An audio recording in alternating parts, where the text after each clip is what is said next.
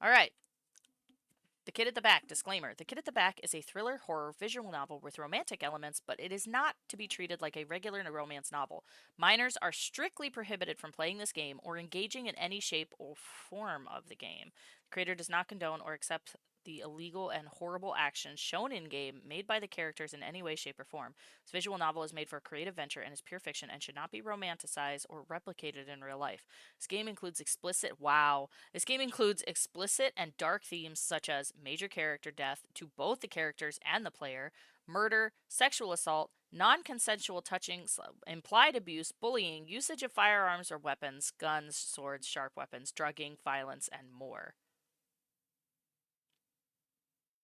I don't know if I should play this. that's a lot of warnings. That-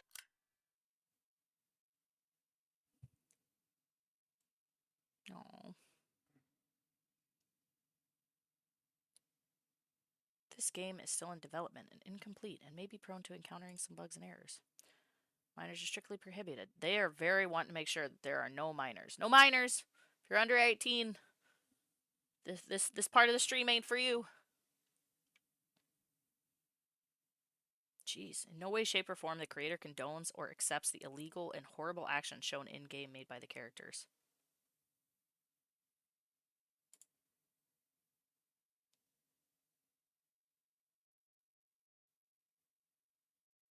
Yeah.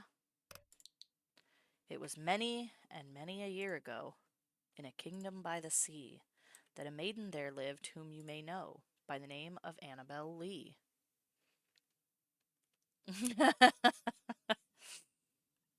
a perfectly normal profession. Day 1, the beloved. Professor. And class dismissed. By our next meeting, I need a full report on everyone's poem that they have chosen. I will not accept one paragraph. I need 2 whole pages filled with words. Everyone got that? The classroom broke out into a series of "Yes, Professor," while some spared no time in packing their things, eager to be dismissed and disregarding the teacher altogether. Your literature teacher packs up her own things and exits the classroom. The moment your literature teacher left, the classroom broke into small groups as each student gathered up to meet with their respective cliques. Some engaged in conversation while some spared no time in exiting the classroom. A yawn escaped your lips. You turned your head and observed the clouds outside. The clouds are shaded in dark gray. The sky's once blue color is now turning the same lighter shade of gray. The looming threat of rain made you click your tongue in irritation. Just my luck. I didn't bother to bring an umbrella, too. Standing up from your seat, you were about to grab your bag when you felt a tap on your shoulder. Dang, she's cool looking. Turning around, you came face to face with the cobalt blue eyes, her blonde hair shaped like swirls with its ends dyed in blue and pink, contemplating her entire ensemble, even if it's just a white button up that clearly looks too small for her. Hot pink jacket tied around her waist and the school's black skirt. Her hand, which you assumed was the same one that tapped your shoulder, hung up in the air.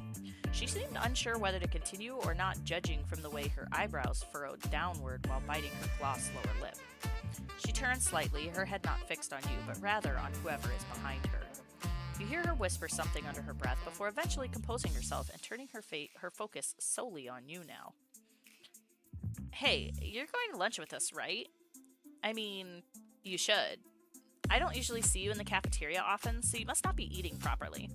How can you keep up with classes looking like that? Excuse me?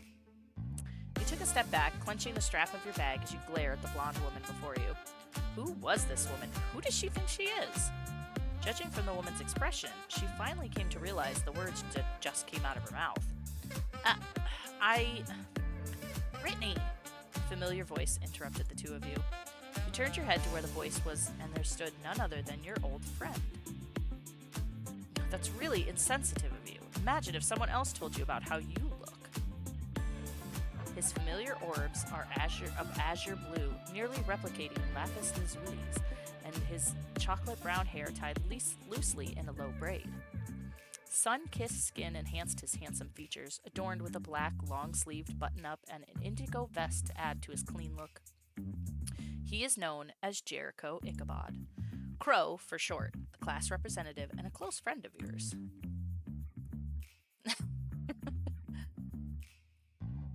Yeah, be safe driving. I'm glad your phone's not dead anymore.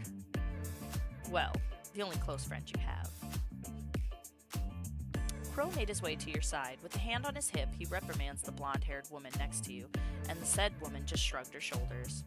You placed a hand over your beating heart. The close proximity between you two caused a blush to appear on your cheeks. So is he the romance?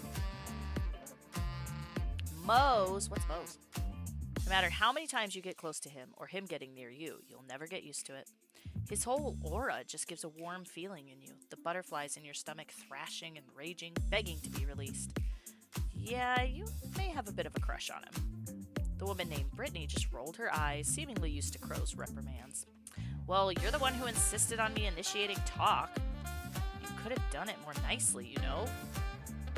Ooh, tacos. I could go for... I can't decide if I want tacos or pizza for dinner. I'm kind of hung up on both. Like a simple invite alone. Crow gives you a small smile while handing out something to you. Look down to see it. It was your ID. You dropped this, by the way. Your name is Ella! Use Ella for nothing. I want tacos. Okay, well, the closest thing I'm going to get to... Ooh, wait. Shoot. I was going to say, the closest thing I'm going to get to actual tacos is probably going to be, like, Taco Bell, but it's only, like, a half hour to 45-minute drive, and I could go to, like, a Mexican place.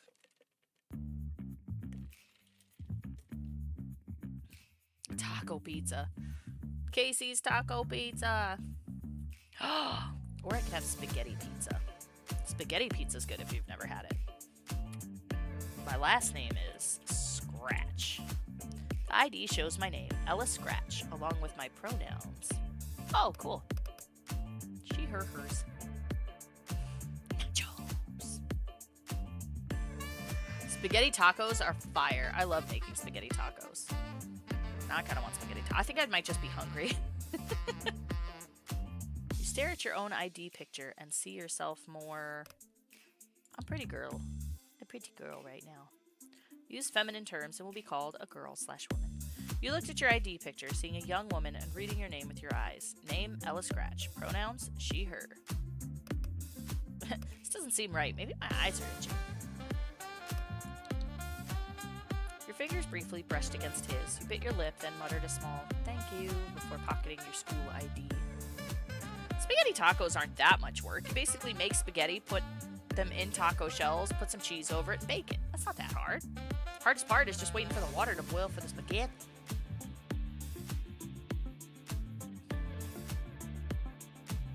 Dude, you should try them. Spaghetti tacos are great.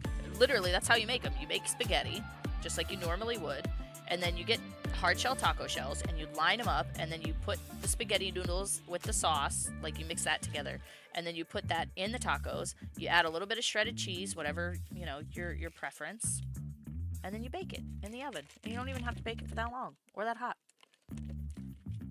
And they're delish. And I'm just hungry, because that sounds good too. I could go for authentic shredded chicken burrito, Domino's pizza, because I love Domino's pizza, or spaghetti tacos. A burrito. They make a really good burrito at the like they said, the Mexican place that's like 30 minutes away. 30, 45, somewhere around that. Make a really good burrito. It's like,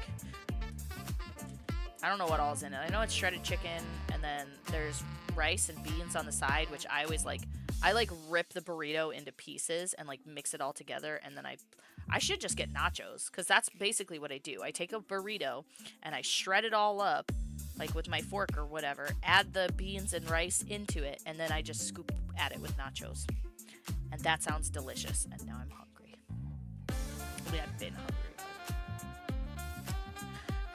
Crow gives you a close-eyed smile, returning with his own thank you, then turns his attention back towards Brittany. Following up behind Brittany are three more people. The tallest of the three is a sporty-looking man, clad in a green and yellow jersey with the number 10 settled in front. His eyes are bright green, the color that kind of reminds you of green apples. His skin is a beautiful brown that nearly matches his curly hair, while a stubble is nestled on his chin, indicating his maturity.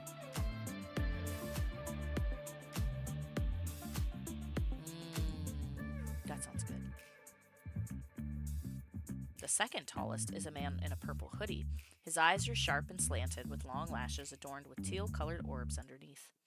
His hair straight and styled into a hime cut, save for a short strand tied with a red ribbon, and a low ponytail bound with the same shade of red behind him. He looks uninterested with what is going around at the very moment. And last but not least is the shortest of the three, maybe within the group as well. Her skin pale, her face dotted with a few freckles, then and there is rectangular shaped frame shield away orange orbs. Her hair is short and loose like waves. She wears a black button-up under an orange vest and a black skirt matching Brittany's. Damn, Britt, you sure are bad at socializing. Hey, Geo, seems like you have a competition. The tall jock, clad in a yellow and green sports jersey, lets out a loud laugh, causing some students to turn and look at him. Brittany's face grew red from embarrassment. Gritting her teeth, she crossed her arms while tapping her foot on the ground. This only made the jock laugh even harder. Shut the fuck up, Daryl. You're causing a scene. Also, if you were me, you would have done just as badly. That is, in fact, not true. I'm a lovable guy. Oh, yeah? As the two argue, you turn your head towards the other tall male in a hoodie. Sensing your gaze, he looks down at you, his hands still in his hoodie pockets. A sudden chill went down your spine. You quickly averted your gaze away from the imposing male and landing on the meek girl in orange right beside Brittany. She hasn't spoken since she arrived with the two males, but judging from how attached she is to Brittany, you're guessing she's closer with her than the rest of the group. She kind of reminds you of yourself when you were still new to the school with no one to talk to. Not until Crow befriended you, of course. Were you as clingy to Crow back then as she is with Brittany now?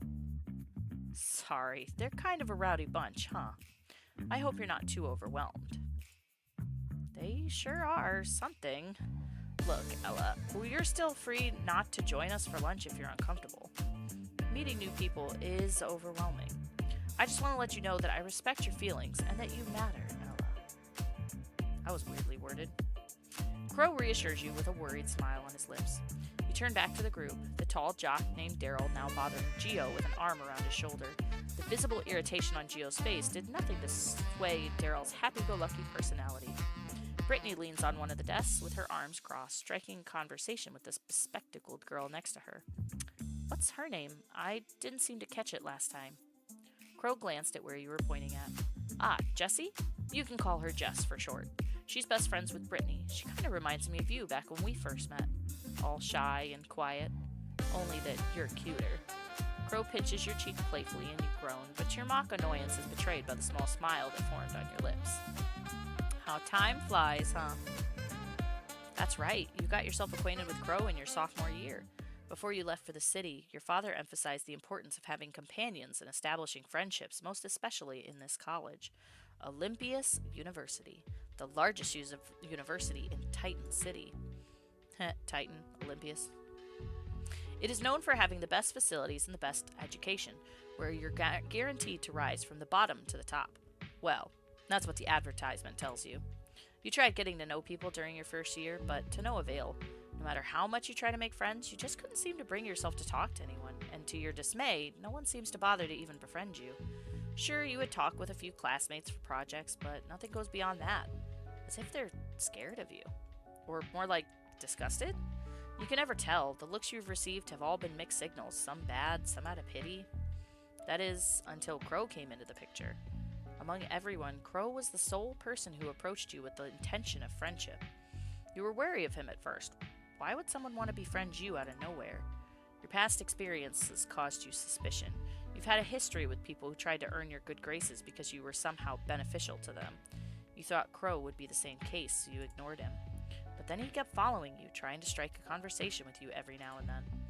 You tried to dismiss him, ignoring his presence as usual, but Crow was determined to break down your walls and kept insisting on tagging along until he annoyed you once. Just once. That is, until it happened on the last day of your first semester in your sophomore year. You fell victim to one of the school's biggest hidden flaws. If Crow wasn't there to stop them, you could not begin to imagine what might have happened to you. Uh-oh. Thank goodness you're unharmed. You're concerned about me? How about you? You're the one who's hurt. Thinking back, you thought he was crazy and stupid. Taking blow after blow until the perpetrators got bored and left the both of you. Well, that's the whole point, right? As long as you're not hurt, this is nothing. You're crazy, you know that? And he just laughs it off, wincing due to the bruises on his face. I never got your name, crazy person. It's Jericho. Jericho Ichabod. But just call me Crow. Nice to meet you, Crow. I'm Ella. I don't know. This game has a lot more warnings than Our Life. I'm not sure I want to compare anyone to Cove quite yet. Which we still have to finish that. We still have to get married. You brought him to the clinic that day and became inseparable ever since. Right after that incident, Crow promised to never get in fights again and continues to keep his word on it. You really owe it to him. You look back up at Crow. He tilts his head. Something on your mind, Ella? Nothing. Just happy that you're my friend. Blink, blink. He looked at you with raised eyebrows, probably surprised at how random your thoughts seem. He didn't say anything as he let your words sink in, and his usual gentle smile appeared on his face. Crow inched closer to you, indicating that he feels the same way. Brittany must have taken notice of the amount of time wasted in talking and arguing as she turns to you one last time. We've talked a little bit too much. We'll end up not getting any seats if we keep this up. So, are you coming with us or not? Caught up in your little daydream about the past, Brittany finally spoke up, catching your attention.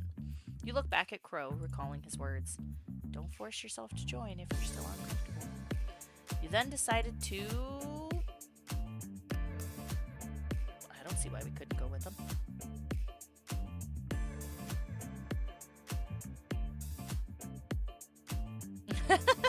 Thanks. Maybe I shouldn't go into doing audiobooks.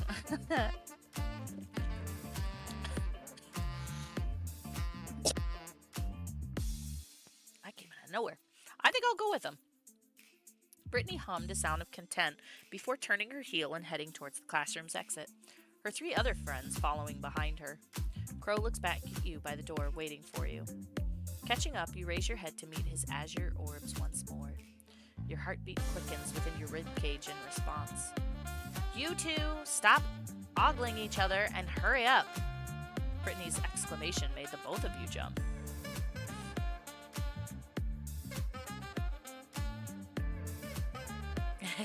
Thanks. My problem is I forget what voice I have for who. If there's more than like 2 or 3 characters. And you'll notice that Brittany seems to be having the same voice as Lizzie does. You merely look down, using your hair as a curtain to hide your reddened face. Crow just rubbed the back of his neck. You two eventually followed behind Brittany and the rest of the group towards the cafeteria. Cafeteria is loud and crowded. Tables are filled with students while the rest are lined up by the counter grabbing their lunches. A groan escaped Brittany's lips as she looked around for any sign of a vacant table you could share. What a fucking great time to not bring lunch, huh? Next time, I'm preparing my lunch the night before. I wonder why it's so crowded today. New lunch menu, perhaps? Seems like it. We'll be left with nothing else if we keep standing around here and loiter. Hey, Jiro, Daryl. Oh, yes, what is it, your royal majesty? Daryl cooed with a teasing tone. Brittany rolled her eyes at his silly gesture. Could you two look for a vacant spot while the rest of us line up? Save us time that way. Yeah, sure, Britt. Let's go, Gio. Wrapping an arm around Gio's shoulder while ignoring his obvious irritation from the said male, the two walked away in hopes of looking for an unoccupied table. We have yet to hear Gio speak. Brittany then turns to you. Oh, right, Ella. I'm not sure if you've packed anything like those two did, but if you want to line up with us or go help them find a table, make a choice. You decided that I usually bought my lunch in high school, so I'm going to say bye. I'll buy. Alright then. Daryl, Gio, go find us some seats while we line up. Daryl waved Brittany away, mouthing, I got it, before turning around with Gio, the jock's arm wrapped around his grumpy friend's shoulder, dismissing the visible annoyance on Gio's face. Come on, Jess, let's get in line. yes, of course. You may go first, Britt. With haste, Jess trails behind Brittany. Let's get in line as well before more people start lining up. We don't want to end up with the bad stuff, don't we, Ella? You can say that again. You shuddered at the thought, remembering the leftovers from the school cafeteria. With a nod, you and Crow made it in line with the rest of the student body. While you were lining up, Crow turns his attention back to you. A small, meek little Jess with orange eyes and freckles and glasses. Who, at this point, I'm wondering if she has, like, a crush on Brittany. I'm curious.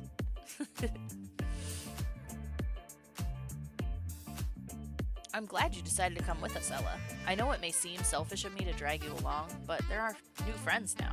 I hope you don't mind. What is this? What is the heart for? I don't have any issues with them. You said nothing but bit your lower lip. Your silence caused Crow to furrow his brows, but he didn't utter a single word. Was that the wrong thing to do? Once everyone got their food, Brittany turned her heel and walked towards where Daryl and Gio were seated. Self. Learn English. Move your ass aside, Daryl. A loud gasp escaped Brittany's lips, her mouth open in wide shock. The food on her tray is now splattered across her white uniform. Brittany! Oop. Hey! Sorry. Oops, sorry about that. You should have watched where you're going there. Ooh, what are these, the Heathers? Multiple footsteps came near. A trio... Wait. For a minute, I was like, is that Blossom? A trio of girls show themselves before you. The tallest of the bunch, the red-haired one, placed a hand over where her heart is and lets out a mocking gasp at the mess. Brittany's eyes met with the red-haired bully. Judging from the way Brittany's face twisted with rage, they seemed to know each other. Oh, she mad. Britt, are you all right? We should get yourself cleaned. You fucking bitch! This is my only clean uniform. How fucking dare you? Oh, look at Miss Claire all flared up. Careful there, sweetie. You'll get wrinkles. It's not like you're not ugly already. The mean girl coos at Brittany. Her two friends behind her laugh along with her antics. You've got a bad feeling about this. The entire cafeteria breaks in a few murmurs and whispers, their attention now fixated on the group of girls. Some stopped eating while some took out their phones ready to film to whatever happens next. Crow tried to come in between them to stop the fight, but he wasn't fast enough. Splat! Next thing we knew, another loud gasp was heard. A wide smile etched itself on Brittany's face. The mean girl's white uniform, now smeared with varieties of wet sauces and oils, matching Brittany's own dirtied uniform. Jess's face filled with shock. The food from her tray is now gone. Take that, shit stain! You fucking bitch! Dang! Food fight! The moment Daryl howled those words, the cafeteria went into a hectic frenzy. Jamming out to the music. Food and drinks started flying across the area as each student started tossing whatever they got their hands on. Are those trays? Ooh, Ella! Everyone stop this madness at once! A sudden wave of pain made its way to your head, and the last thing you saw was Crow calling out your name before passing out. Who fucking threw a tray at me? Damn! I wasn't even a part of this. Where am I? Oh, you're awake, thank goodness. Crow? You tried to sit up, but a sudden shot of pain went through your head, stopped you. You reached out to touch where the ache was coming from, but Crow stopped you by holding onto your wrist. Careful now, the nurse already bandaged your head, don't push yourself. Crow gently pushed you back down on the medical bed. He takes a lone stool and takes a seat right next to you. Oh, what happened? Well, after Daryl started that mess of a food fight, the principal was called in to stop it. Daryl got lucky enough to escape when he did. Gio was nowhere to be seen. As for Brittany, what about her? Well, just helped her out to grab a new uniform from the principal's office. Then why does my head hurt so much? Someone, somehow, threw a tray, and you were unfortunate enough to get hit by it. Thankfully, I got you out of there before things got ugly. Really? You got me out of there before things got ugly. I got hit with a tray. Yeah, I don't think I've ever been involved in a food fight or even seen a food fight.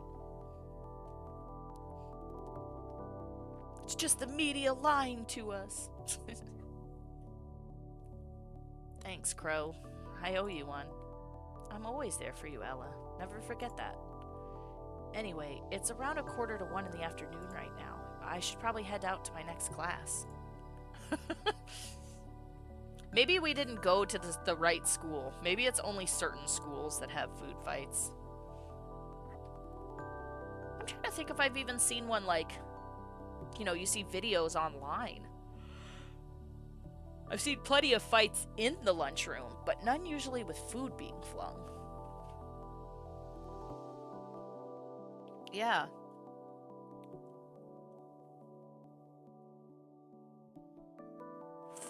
I don't know. Now that's what I'm gonna do after stream. I'm gonna go on like YouTube or TikTok or something and try to look up a food fight. An actual one. It's just a lie made up by the government. You should stay here until the nurses get back. You'll be alright alone here, right? You wanted to say no, but stopped yourself before you could. Yeah, you can go ahead. You sure? Yeah, I'll be fine, Crow. You've done enough for me today. You gave him a small smile, but he did not return it. Crow squeezes your hand, quite hesitant to let you go. Eventually, he loosened his grip, he stands up from his chair, and walks towards the exit. Before he could leave, he turned around and gave you one last smile, eventually closing the door and going out of the infirmary.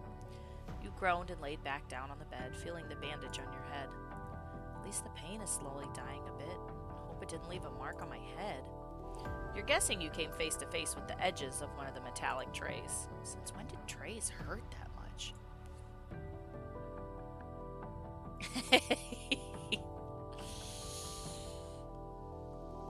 Nothing fast food ever looks the way it's supposed to, or the way they portray it. Although I do like watching the like little videos of like how they make like those pictures where they like, you know, like ice cream isn't usually ice cream, it's actually like mashed potatoes for commercials, because otherwise the ice cream would melt too fast. Stuff like that. I always think those videos are interesting. Then again, there were athletes in the area, Daryl being one of them. Just then, you heard the door opening, the nurse's voice echoing through the room as the clicking of her heels got louder as she drew closer. That's a nurse? No. Yeah, the milk from cereal is glue. And I think, what do they use, like WD-40 for pancake syrup or something like that? The school nurse entered, and following her was a tall student dressed in black. He seems to be holding on to his left hand. You can see the red streak of blood overflowing. That looks bad. He sure had it worse than me. Wonder what happened. You should be thankful you didn't cut a vein. How were they able to get past with that pocket knife in the first place? The nurse sighed. It seemed like she got her hands full with another student. The latter, however, didn't say anything as he let out a small hiss when the nurse dabbed some disinfectant on his wound.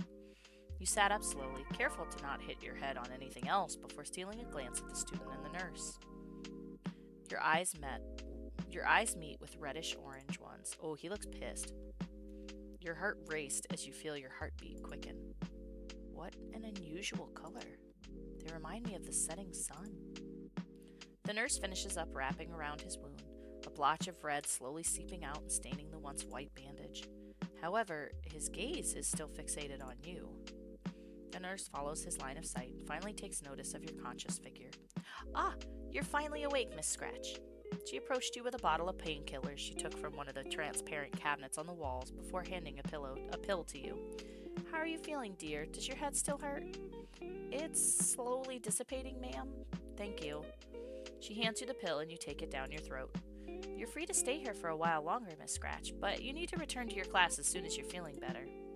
You gave the nurse a nod. She, in return, hums in approval before going back to the taller male in black. Wow, that's a name. As for you, Mr. Brugmansia, Brugmansia, if ever your bandage gets dirty throughout the day, don't hesitate to come back here and I'll reapply it with a new roll. The taller male hummed. He turns on his heel and made his way towards the exit door before pausing.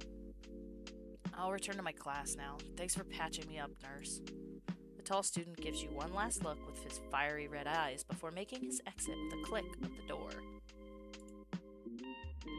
The nurse lets out a sigh, rubbing her temples, feeling a headache surfacing. I swear, that child comes here every other day. Him? Oh, you're not classmates with Mr. Brugmansia? Odd, I thought he might know you from the way he was looking at you. No, I haven't seen him around.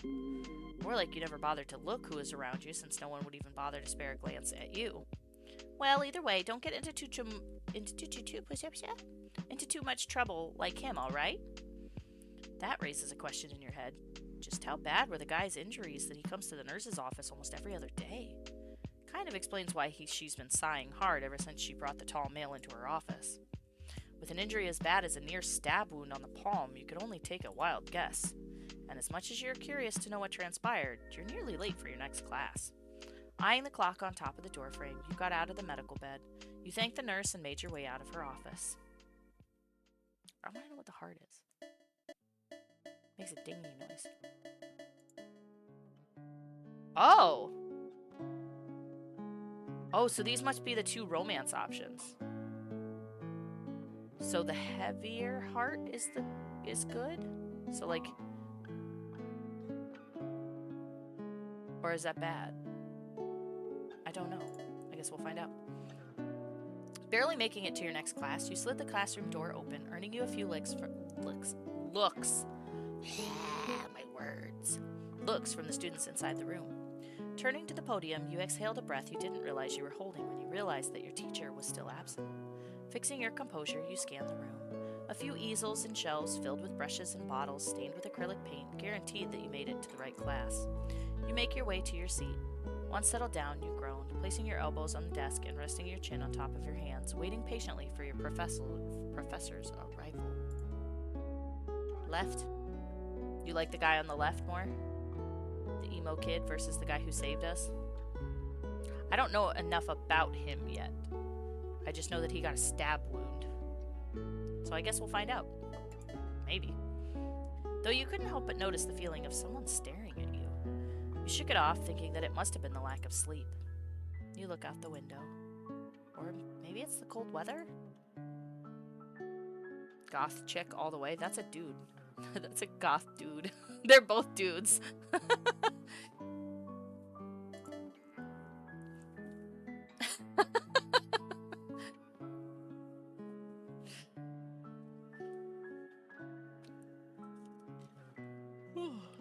Hearing the classroom door open, your art professor makes his way inside, his large, round belly standing out, round spectacles sitting on top of his nose, and a stereotypical brown beret on his head.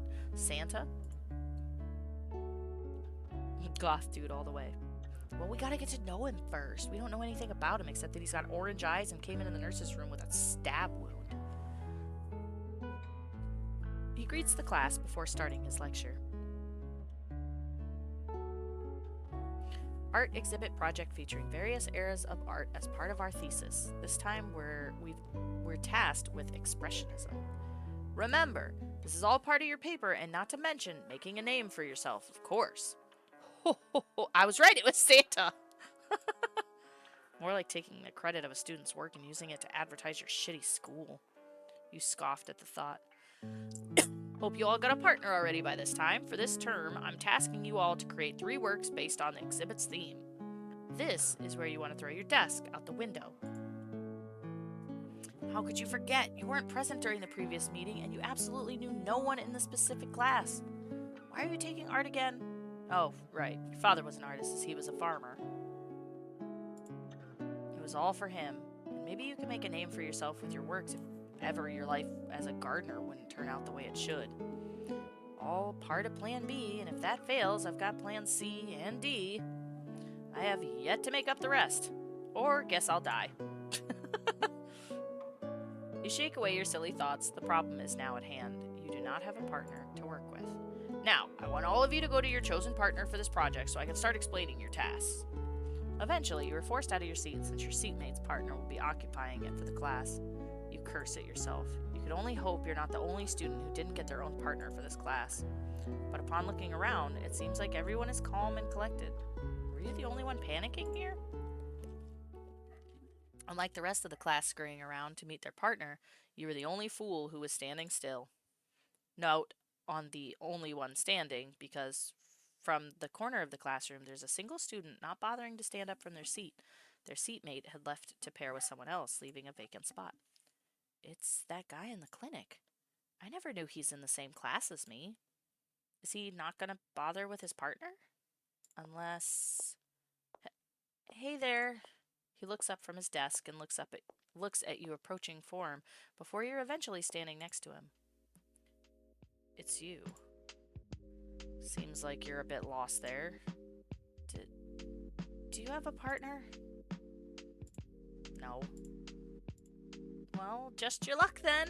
Me neither. Exactly. I hated when they were like, oh, choose a partner, because I was that kid. I was the kid that like didn't really talk to the people in their class. So it's like, oh, choose a partner, and I just kind of sit there and be like, well, I'll just wait till somebody else needs a partner. I always liked it better though, when the teacher, like especially if it was just like pairs of two, if there was an odd number of people in the class and then I was like by myself, I'm like, that's perfectly fine with me. I don't like working in a group. Gym class, I got lucky because I had my friend in gym class with me. So gym was always fine. Oh, stretch. So, do you want to be partners? Sure, why not? You took the vacant seat right beside him. His book, now tucked away on his desk, is now a pen and a piece of paper, seemingly ready to take notes. You took the vacant seat right beside him. His book, now tucked away and on his desk, is now a pen and... Oh, I already read that. Okay, enjoy your food! Hey, I never got to know your name. It's not quite important. Well, I should at least know what to call you instead of Green Streak Guy. He raised a brow at your silly nickname you gave him before slightly shaking his head. Sullivan? Like Sullivan, but not Sullivan Brugmansia. But just call me Soul. Soul. Your name contradicts with your whole glam, not gonna lie. Soul means sun or brightness, right? I don't want to be a dick. Soul nods, rubbing the back of his head. You can say that. My mother gave me that name. It's a lovely name. Thanks. Well, I'm Ella Scratch. Nice to finally know your name, Soul. Soul nods with a smile forming on his lips, then returning his attention back to the professor. 3 artworks to showcase. Note, it has to be some form of expressionism. Mediums will be strictly traditional. Your professor then proceeds to give other pointers for your project before leaving you and the rest of the class for the day. I don't even know what that means. Everyone in the classroom proceeds to talk with their partners, already brainstorming ideas on what they're going to showcase and hopefully could get a high grade. You turn to Soul as he took out his own charcoal pencil and a sketch pad for class. You got any plans for our first display, Soul? Expressionism is about conveying one's feelings, right? The easiest for now is a portrait. Oh, is that what expressionism is? I didn't know. Let's use your face for an example. My face? He lets out a low chuckle. There, you're making a cute expression right now. That can be considered as expressionism. Huh? Oh, but I have this bandage on my face. Wouldn't that hinder the process? You recall the events that happened back in the cafeteria. I can simply ignore it, or make something better out of it. Trust the process. He seems like he already has an idea on what to do, and judging from that half-filled sketchbook of his, he's quite familiar with the concept of art. Me, however, am not that good at art. I like to doodle, but not that good at art. I'm sure you're fine. Everyone starts somewhere. Plus, I can't really judge you since I haven't seen your work before. along with this damn injury on my hand. Oh, right. Let's not stress that hand anymore. Well, prepare to be amazed. That's the spirit.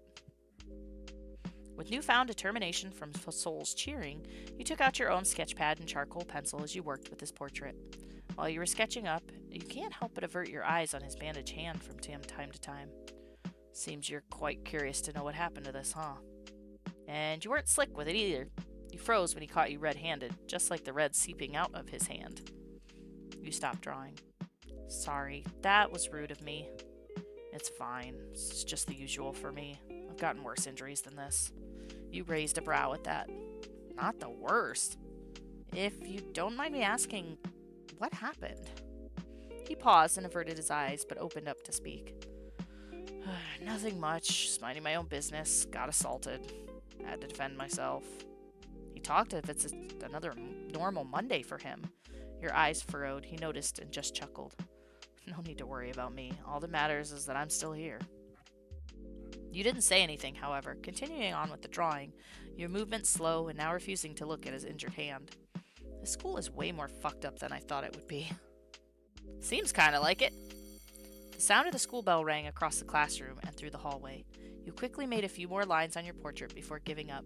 You closed your pad and proceeded to shove it inside your backpack, earning you a confused look on your partner's face. Not even gonna show me what you made? It's not done yet. It never bothered me. Can I see it? Wait. How about a small deal? I'll show it to you once I'm done with the portrait, and you still need to draw me once your injury gets better. Sound like a plan? You say with a wide grin on your face, trying your best to convince the male. The male. He stares at your face for a short moment before eventually leaning back on his chair, arms crossed, and nods along with your deal. Packing your things, you and Soul continue out to the hallway. Do you have a phone? We should exchange numbers and update each other so we can do the next 2 more tasks. Soul then takes out his phone and asks for your number. You recite it out as he inputted it in his phone. Let me try to send you a message. You nodded and looked at your phone screen and saw a new notification from an unknown number. This must be Soul's. Sup? You type so differently from how you look. From the corner of your eye, you see Soul's eyebrow raised at your text. What's that supposed to mean? Nothing. You chuckled. He rolled his eyes. Your stare lingers on Soul's face. A smile is embedded on his handsome features while he looks at the block of text on his phone. You bite the bottom of your lip as you recall the events that happened today. Mostly meeting new people. First formally meeting Crow's group, and now meeting Soul. Back then, you struggled to form friends throughout college. That you were convinced you would be graduating with college? I thought this was high school. Convinced you would be graduating without making a single connection, which would undoubtedly disappoint your father, and you were ready for it. You taught yourself these are odd people, eccentrics at most. All misunderstood people, all human, all the same. A sudden wave of determination washed over you. With a hand on your chest, you stare into Soul's orbs, making him tilt his head slightly. Soul, I want to be friends with you. I can sense that people tend to misunderstand you and your overall personality. Soul is quiet, but his gaze remains on you with a lingering curiosity.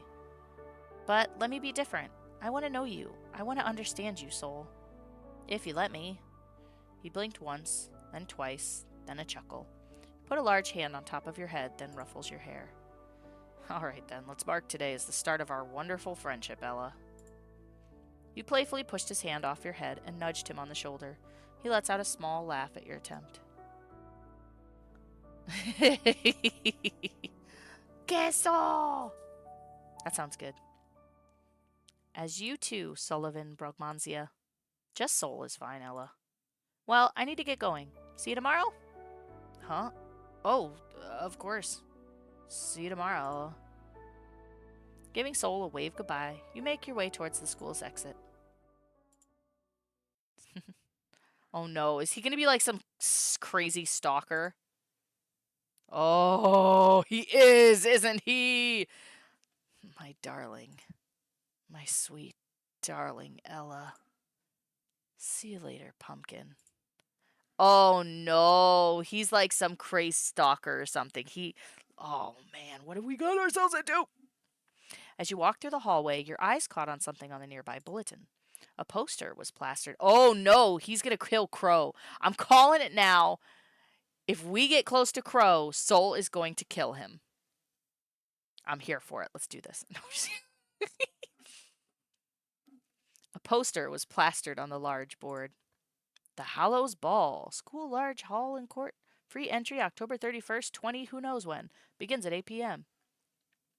Lorem ipsum is simply dummy text of the printing and typesetting industry. Lorem ipsum has been standard dummy text ever since the 1500s when an unknown printer took a galley of type and something to make a type specimen book. It has a nice little flavor text. The Hallows Ball. Come enjoy the festivities, spirits of Hallows Eve.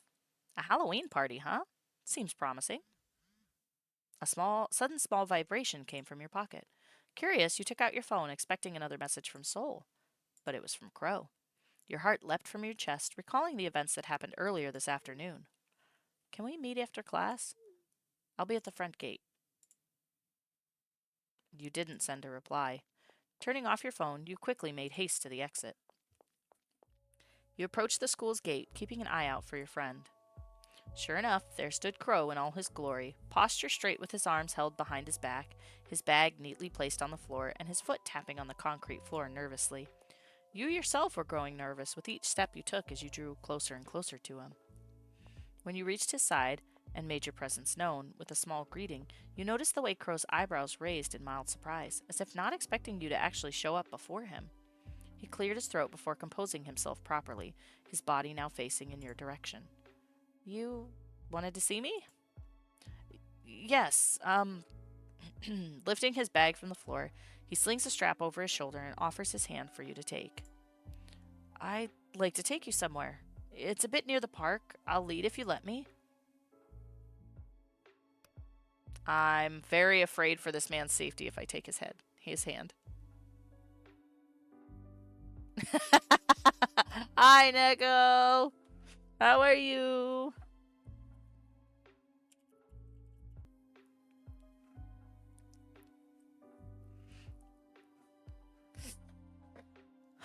So now my worry is that Soul has been watching us this whole time and he knows us. So if I take his hand, do you think Soul will kill him? Okay, I'm gonna take his arm and hope that that's less damning for this man, because I have no I'm very assured that he'll die.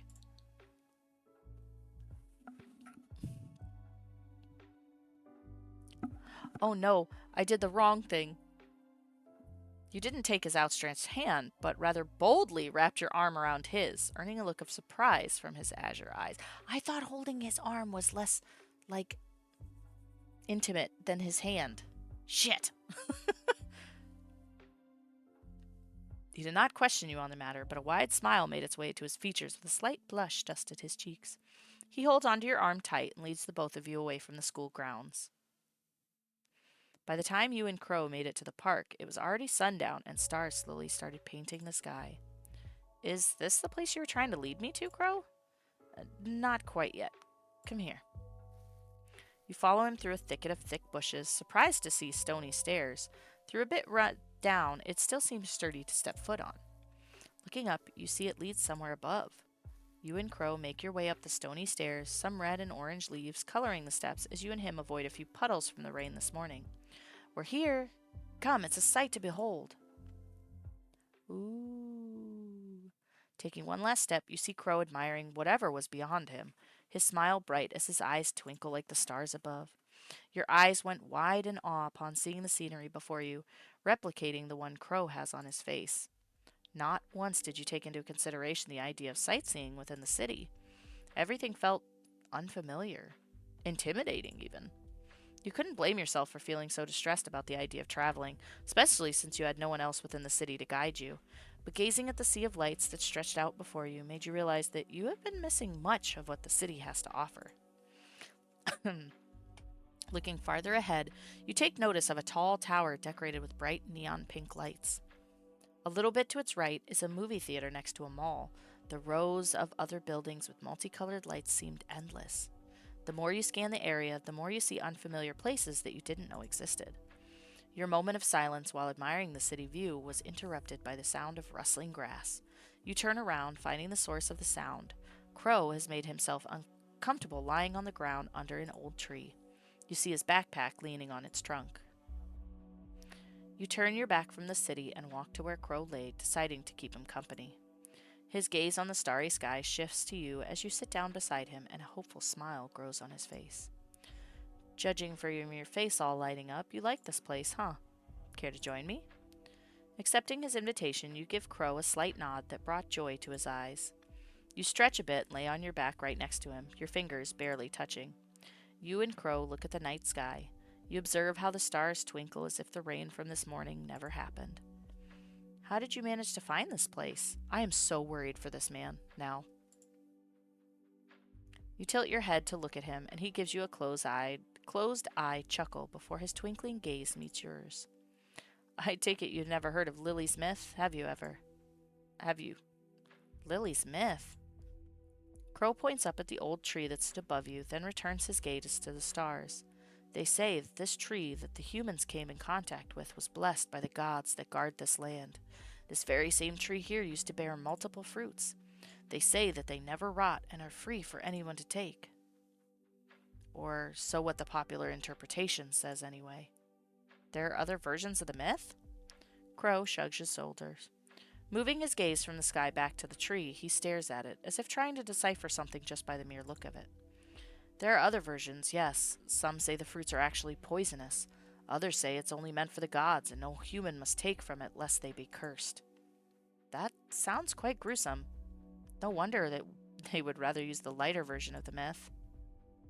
Crow lets out a low chuckle at your statement, nodding a bit, as if agreeing with you. I guess that might be one of the reasons.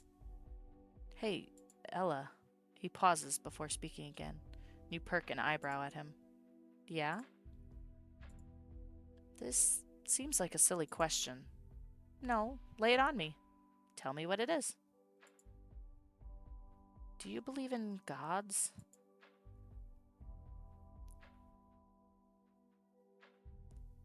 I don't know, man. I have no idea where this story is leading, but I am already invested.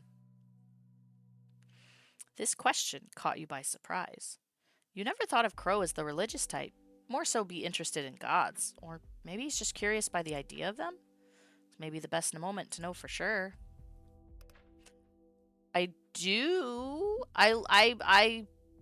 Kind of prefer the idea that there are multiple, like that they each watch over something, like, you know, God of War, like not the video game, but like, you know. So I don't know. I do. They're the very beings that blessed our lands and soil. Back in my hometown, we would go to worship in our village patron goddess church and pray for a good harvest. Okay, so we are of the mindset in this game of multiple gods and goddesses, it looks like. You recall your visits to the village temple with your father. Being regulars, you visited enough to the point where you became friends with some of those who resided within the church. Every time you dropped by to worship, you and your father would offer your healthiest crops to thank your patron. You haven't gone to church in a while, probably because the city doesn't have a church for your patron deity. Your goddess had more followers near your village all the way to the south.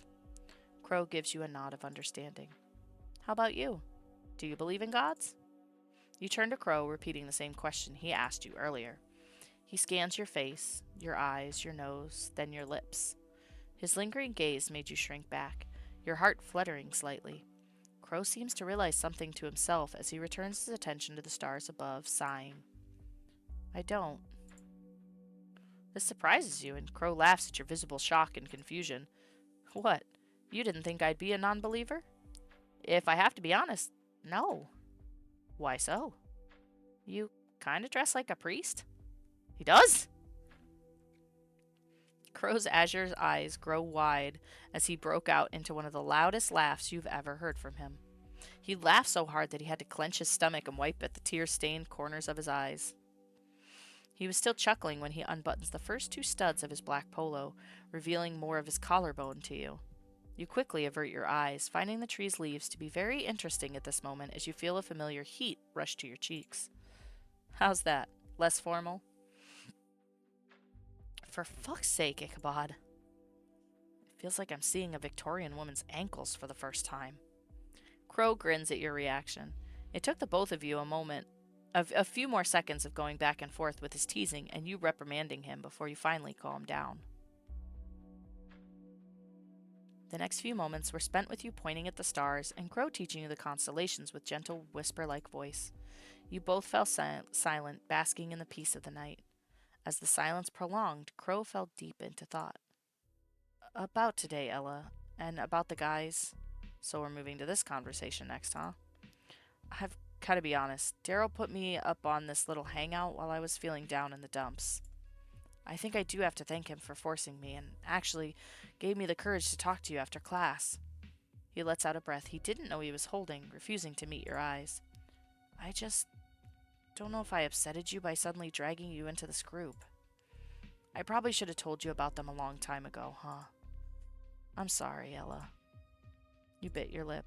You suspected that you might have upset Crow by making him think that you didn't like the group's presence at all, and that he's forcing you to bend his will. One thing to know about Crow is that he is never the type to demand, to control, to be a king, to be a tyrant. You didn't do anything wrong, Crow. In fact, I should be the one to apologize. You speak up without thinking. Crow turns his head to look at you, his gaze swirling with confusion at your apology. I'm sorry for making you feel bad. I didn't mean to be upset, You swallow a lump in your throat, trying your best to hold the tears that were threatening to spill. I just thought that you'd forget about me after. They're amazing people.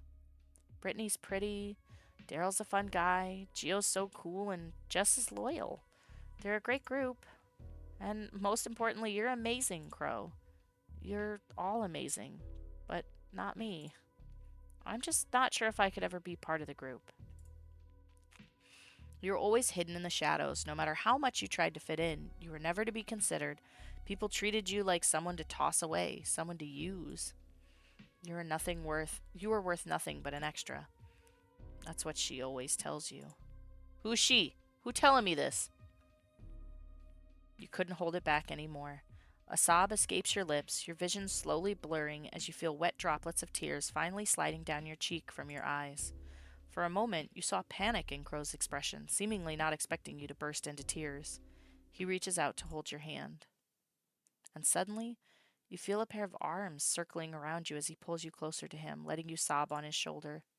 He says nothing while rubbing a hand along your back, allowing you to cry, not caring about his clothes getting wet from your tears.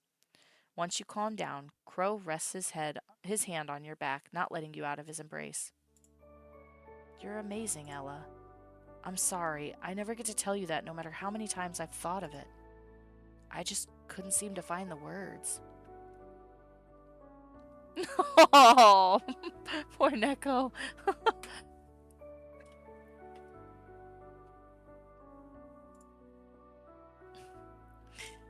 But you're amazing in your own way. You may not know it, but you're beautiful, you're funny, you're quite a phenomena. You can feel vibrations coming from his chest, from the chuckle he emits. Heck, you're the funniest person I know. All I'm saying, Ella, is that you're amazing. You have no idea how much tears you've shed tonight. Sometimes you think it's silly and childish to cry over what was probably a trivial matter to some, but the urge to sob returned after hearing those words from him. Do you want me to call you the amazing Spider-Man just to prove that you're amazing?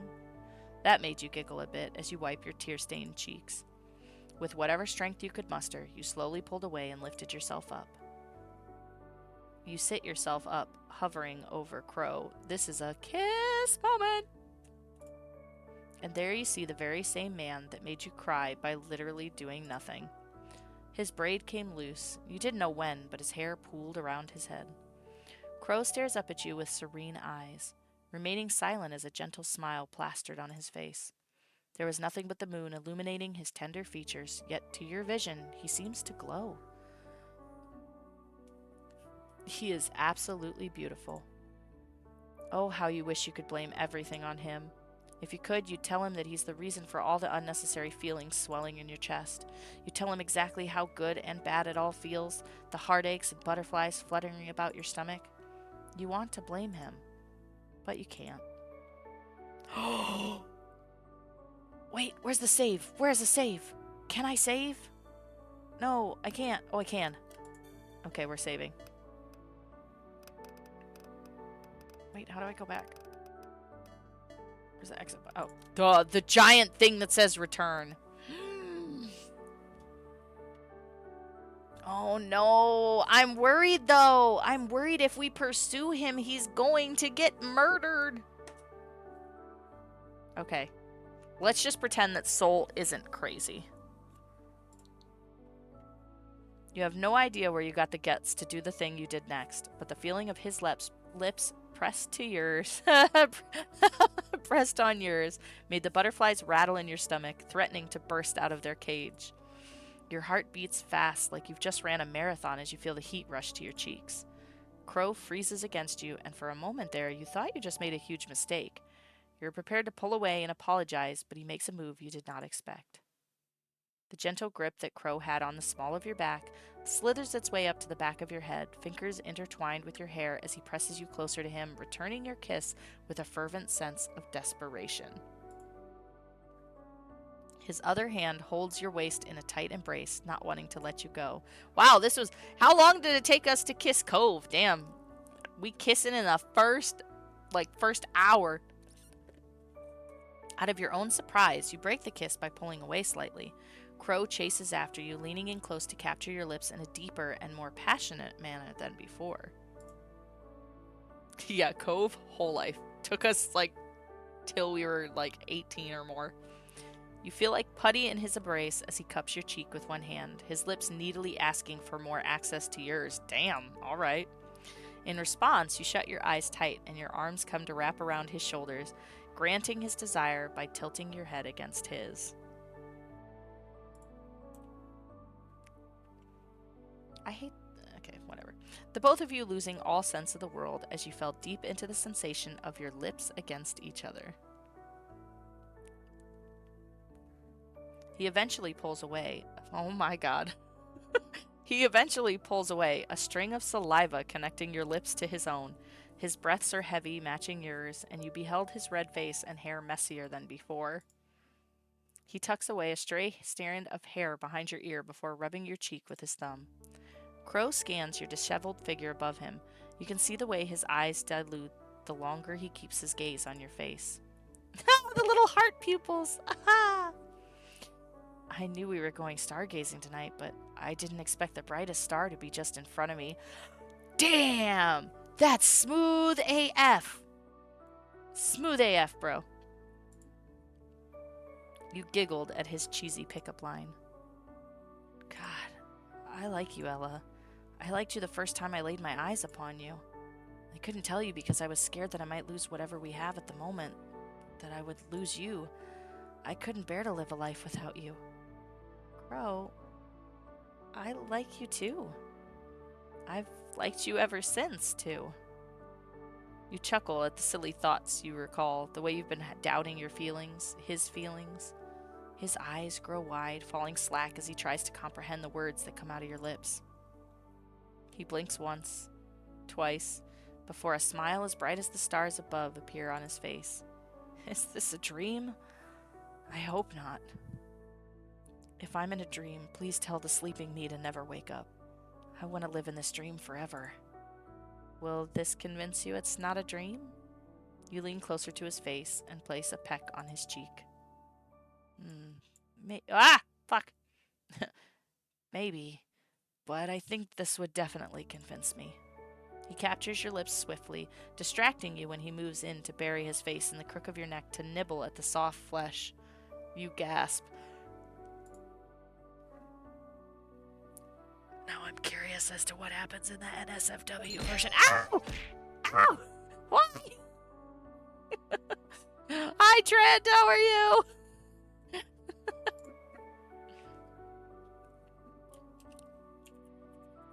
I think I have a pretty good idea, yeah. I wonder, though, would it, though? Because, this is, the first, first kiss? You think they're gonna get that hot? I don't know.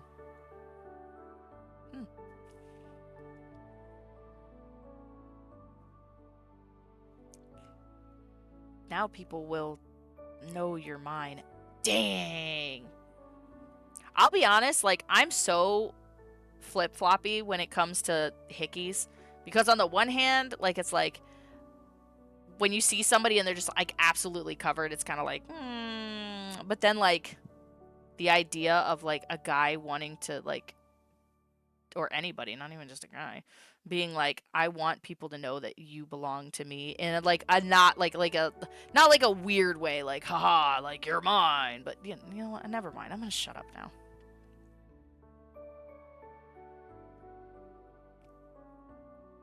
Yeah. Like you can just barely see the top of it, like above a t-shirt or something. Yeah. Hey now. Crow laughs out heartily at your reaction, and you simply roll your eyes. You couldn't stay mad at him. Oh no, what if Soul sees the hickey? He dusts off the grass that sticks to his shirt before giving you a once-over and gently swatting away the leaves on your hair and clothes. You get up and Crow retrieves his bag, almost forgotten by the tree.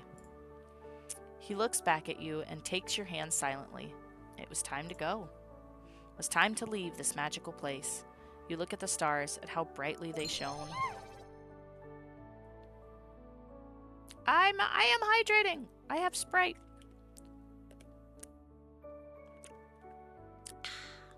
I had bubble tea, but I finished that already.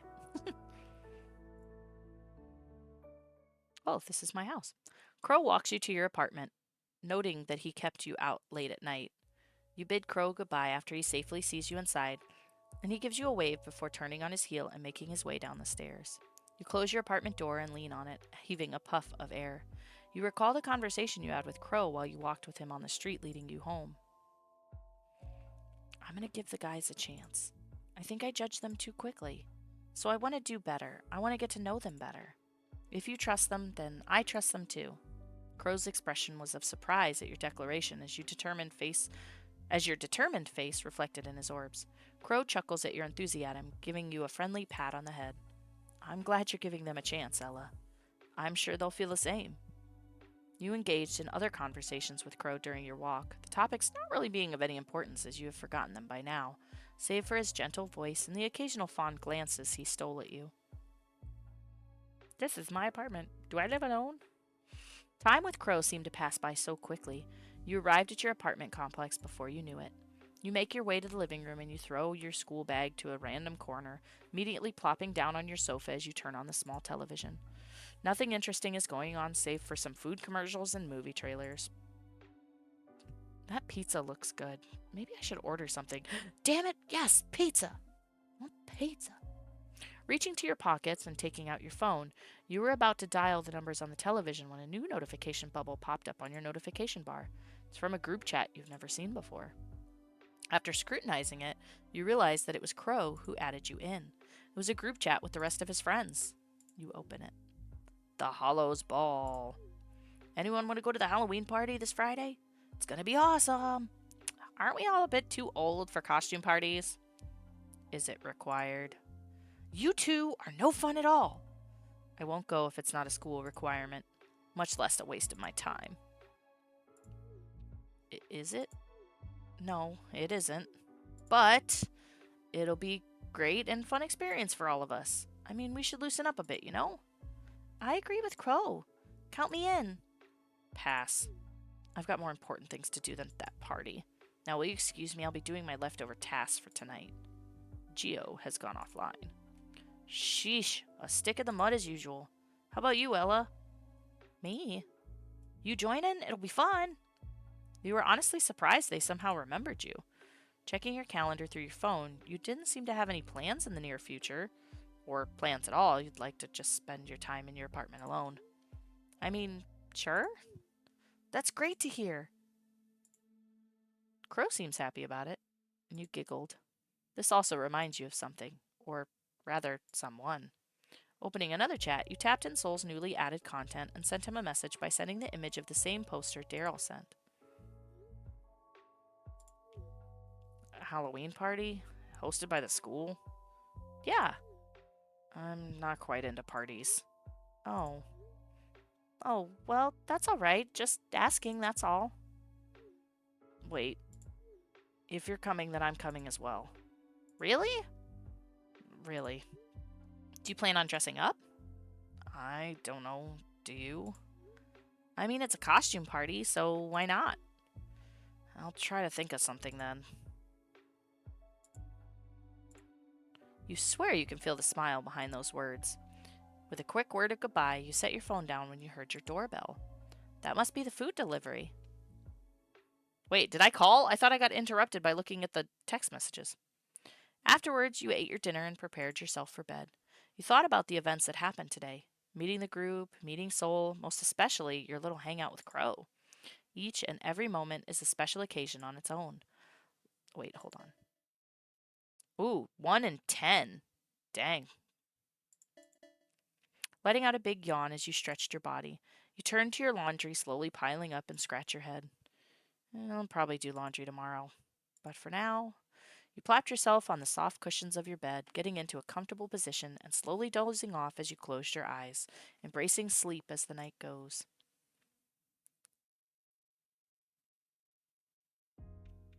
And this maiden, she lived with no other thought than to love and be loved by me, the one who loves.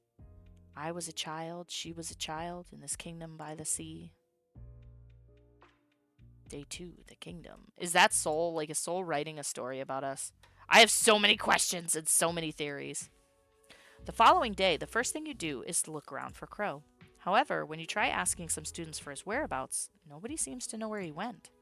You tried sending him a message to his phone, but you never received a single reply, much less having your message be put on read. You eventually meet up with Brittany. She seems to be one of the few people closest to Crow, so it's best to talk about it with her. Jericho? No, I haven't seen him. Do you know anyone else that might have an idea where he is?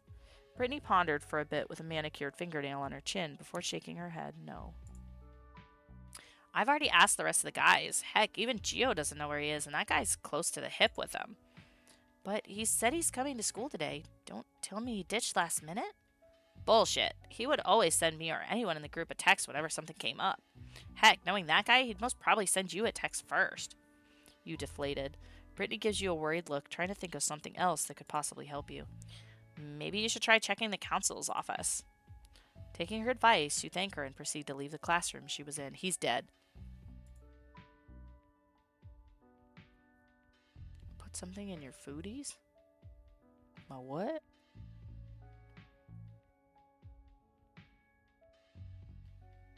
Are you what? Why does that sound so sinister?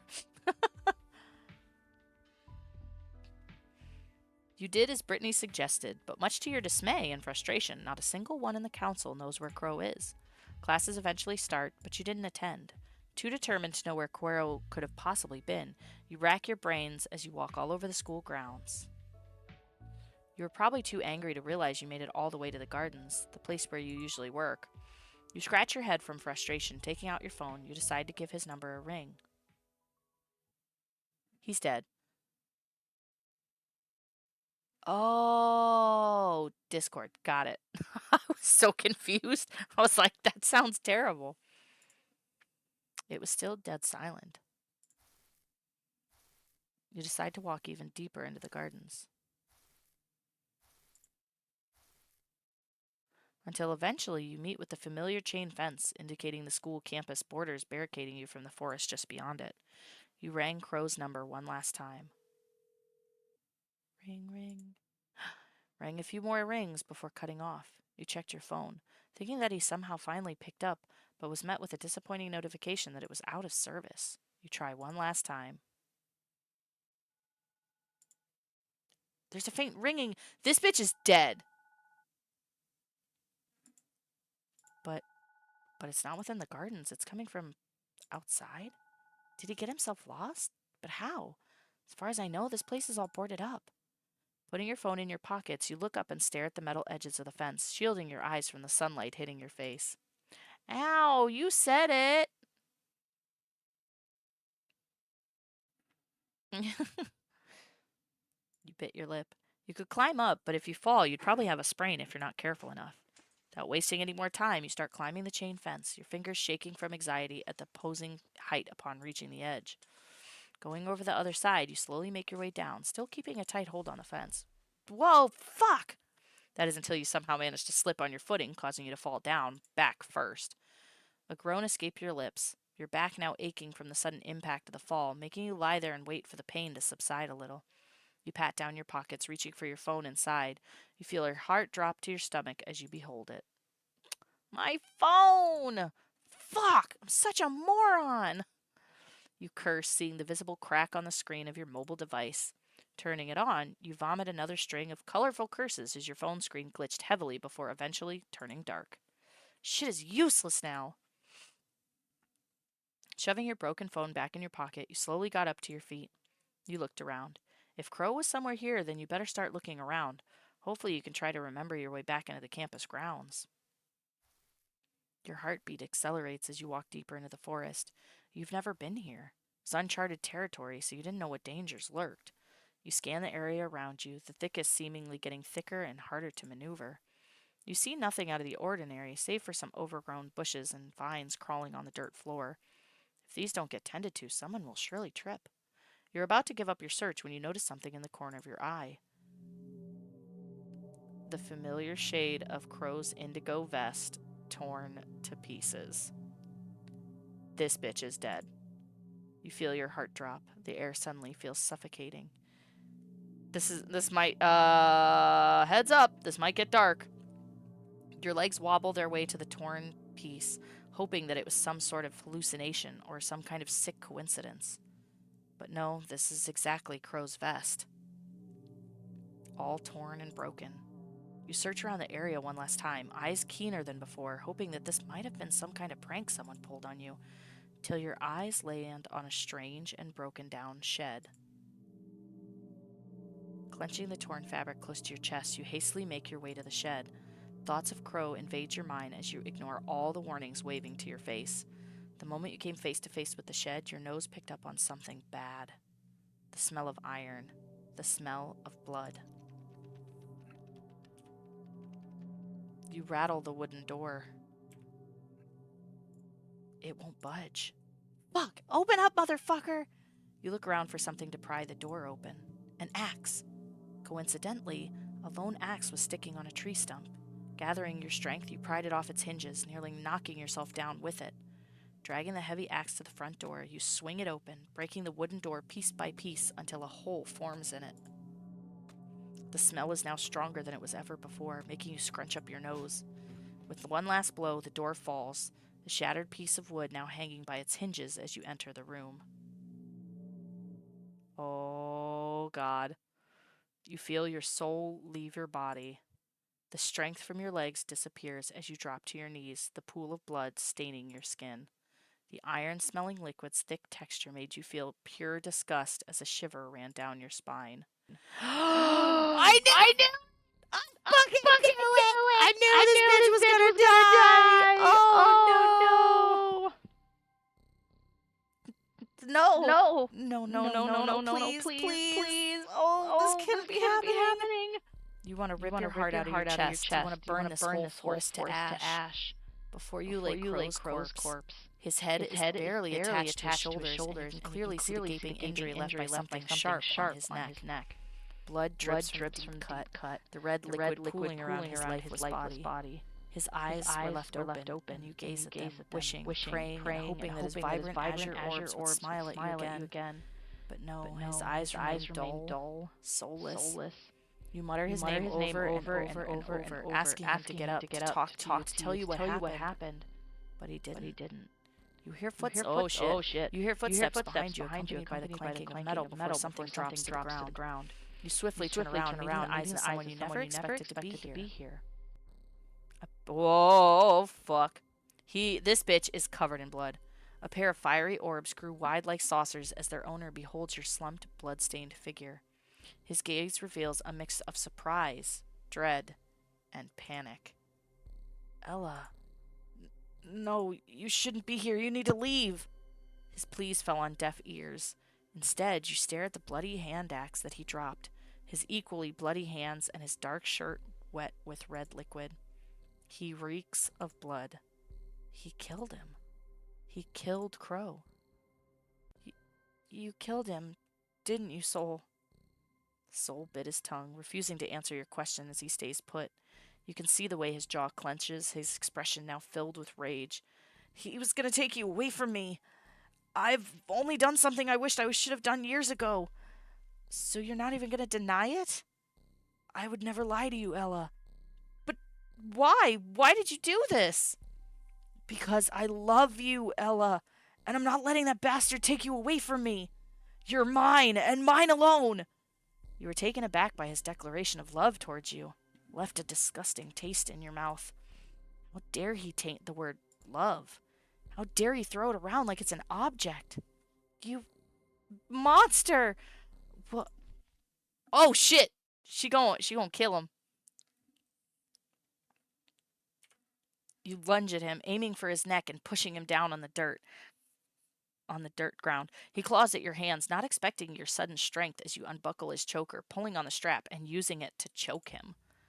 You mean nothing to me. I don't even know you. You love me? I loved him. He was everything to me. He was my savior, my first love, my everything. What do you know about me? You must pay. Ooh, damn. You must pay for what you've done. Soul couldn't muster a single word as you kept pulling on the strap around his neck. Your vision fills with red as your desire to take revenge overwhelms you. The strength in his hands weaken as Soul loses air. And soon you felt something sharp, something painful. You look down, expecting to see your successful revenge through your classmate's soulless face, but the light remains in his eyes.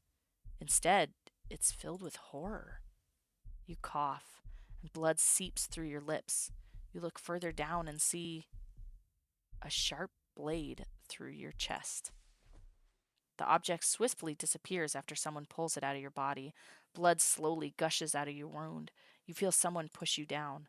A pair of hands moves your body. You couldn't care less as you stare at the dusty ceiling of the worn-out shed, your vision slowly darkening. From the corner of your eye, you can make out the blurry figure of the man you've come to befriend the day before. A few droplets of something wet splatters on your cheek. He's crying. Ella, stay. No. No, please. Another figure enters your fading vision, and Soul takes notice of them. You recognize the blade in their grasp as they wipe it clean of your blood. Your killer. Wait! He wasn't the one who killed us? Soul gets into an argument with the guy, his muffled screams reprimanding them. You can barely hear the person's responses as they calmly speak with Soul. Keeping your eyes open is getting tiring. Breathing is getting tiring. With one last breath, you flutter your eyes closed, and the last thing you hear are these exact words. No, Hugo, no witnesses.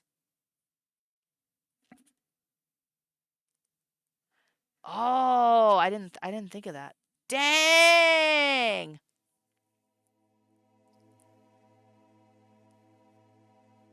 Wow. Okay, so we got the bad end. I am so intrigued. All right, let's get back into this. Yeah. Yes, I'm ready. Okay, so let's not. Okay, so we can speed through all this.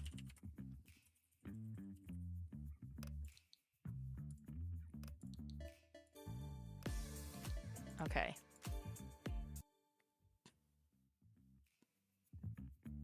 Let's do what we did last time, but not kiss him. Because he might leave.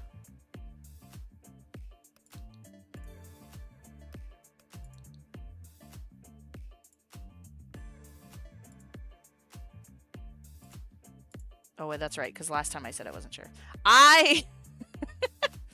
Internet.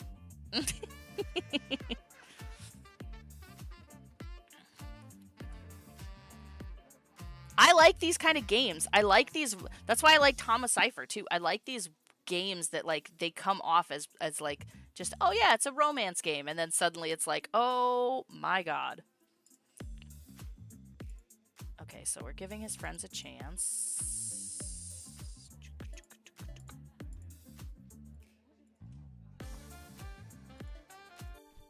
so they fight.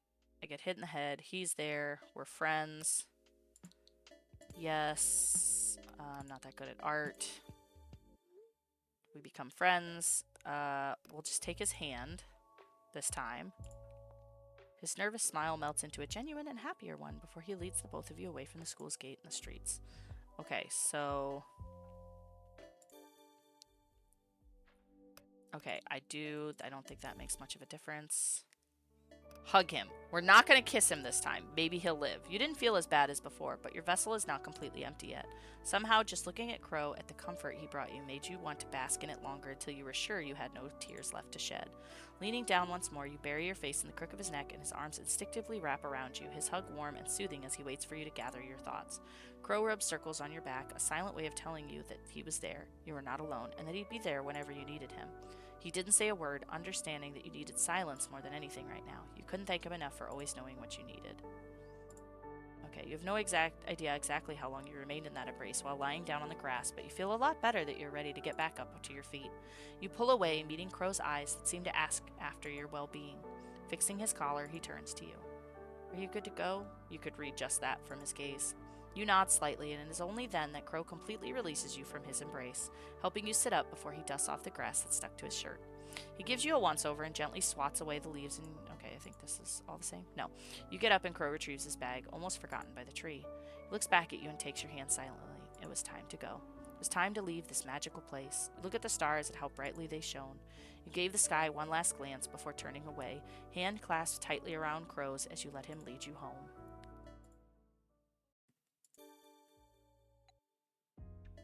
Okay, blah, blah, blah. We read that.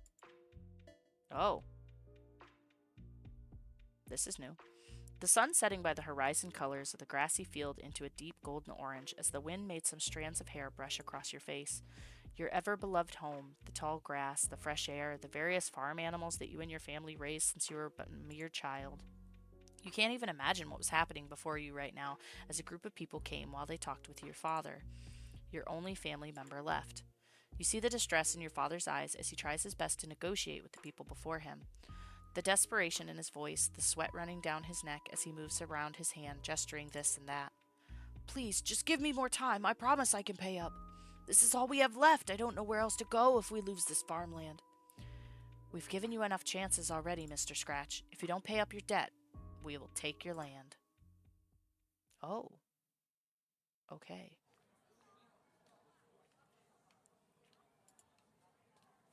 Oh, you feel someone shaking you awake. Oh, he's alive! He lived. It was my fault. I kissed him and I killed him. Essentially, I had the kiss of death. You sat up and met face to face with Crow. Well, good morning, Sleeping Beauty. You let out a yawn. You rubbed your eyes as you looked around. Your fellow classmates are now gone from their seats as it is now lunchtime. What did I miss? Nothing important, though if you're having doubts, I can lend you my notes afterwards. Thanks, Crow. You're a lifesaver. Anything for you, Ella. You recalled the little dream you had.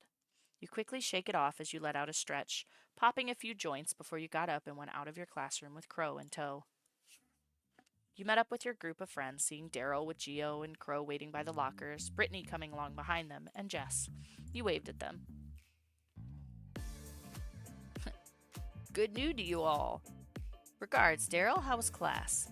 Boring and boring, so glad to be out of there. One more useless minor and I'll be out of here. Geo just shrugged, a hand in his hoodie pocket while the other on his phone.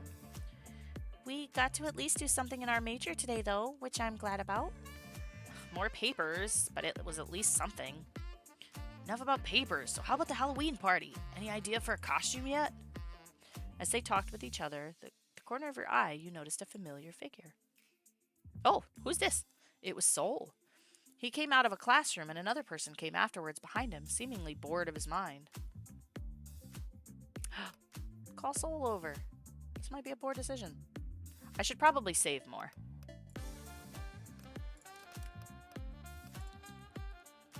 Not sparing the group a moment, you make your way to where Soul is. Soul almost instantly notices you by the visible smile making its way to his face. His companion notices his change in attitude and turns his attention to where you are. Hi there, you friends with Sunny? Sunny? Sunny!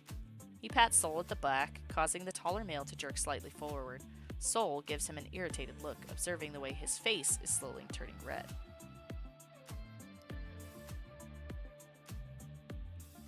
Ooh. I miss my nose piercing. You know, because he's such a sunshine, he's sunny. You let out a small giggle, shifting your eyes towards Soul as he catches your gaze on his. Upon landing eye contact, Soul quickly averts his gaze away from yours, holding up his hand as he tries his hardest to hide his face away. Like a nickname? Yes, Sunny loves the nickname I give him, right, Sunny? Soul remains silent, still refusing to meet your gaze. If your name is Hugo, I don't like you. That's adorable. For a moment, the three of you are silent before the shorter male speaks up once more. You sure have taste, Sunny. She's very pretty, like you said. A blush makes its way to your face. Scratching the back of your head, you bit your bottom lip as you let out a small thank you. I want to get like the 2 piercings on both sides of the nose and get like the chain across. I think that looks so cool. Oh, this bitch. This is a bitch that killed me last time. Immediate distrust. Anyway, nice to meet you. My name's Hugo. I'm this big old grumpy's best friend. Ella, pleasure to meet you too. He extends his hand for you to take, in which you merely accept, shaking it, and puts it back on his side, a smile on his face as he did so. Then you hear a group of footsteps behind you. Hugo first noticed the group behind you as he raised his head to meet one of their gazes. There you are, Ella. You just ran off like I got kind of worried. You with these people, Ella? Oh, that's right. Sorry for running off like that. Yeah. Soul? Hugo? These are my friends. You turned your body to face Crow and the others while your gaze is still fixed on the duo. Crow gives the two a smile and a small wave. Yes, this is the bitch that stabbed me in the back. Or through the back, rather. Daryl came up first, extending his hand for one of the two to take. Nice to meet you, I'm Daryl, and if you haven't heard yet, I am the ace of our school's football club. He said with a smile. Hugo took his hand with a shake. Following up is Brittany as she just stares with a hand on her hip while Jess was twiddling her fingers as she stuck close to Brittany's side. Hey, how's it going? Hello. Between Brittany, Jess, and Daryl, it seems that only the tall jock is the most enthusiastic out of all of them in this newfound friendship. I'm Hugo. I've heard about you, Daryl. Nice to meet you, too. Thankfully, Hugo returned the same energy as the jock. I'm Jericho, but people call me Crow. Nice to meet your acquaintance. Oh, he not happy about me having friends. Crow also handed out his hand for Soul to shake. However, Soul did not take it. There was a slight awkwardness in the air between the two males, making Crow slowly retrace his hand back. No way! The atmosphere between the two, however, was cut short when Hugo gave out a loud gasp and marched towards Gio, who was way behind the group, a visible scowl on his face. Gio's eyes darkened as he tries to step back, but Hugo was quick on his feet as he engulfed the taller male into a hug.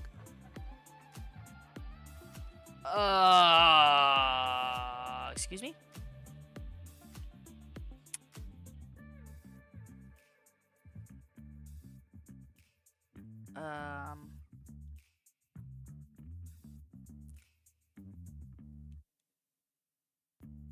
According to Google Lens, Subaru, long time no see, in Japanese. It's a hassle. That says picture? I don't think that says picture. I didn't want to see your ugly face the entire day. No, the entire semester. But my luck seems to be slipping. Hey now, that's not a nice way to greet your brother. Oh, they're brothers. Oh, I guess I could see this resemblance. Gio, now I don't think I trust you either. Another loud gasp was heard. This time, it came from Daryl. He points at Gio quite a bit dramatically. You have a brother, Gio? Oh, great, another one. That's big brother to you. Everyone's attention was now on the three of them.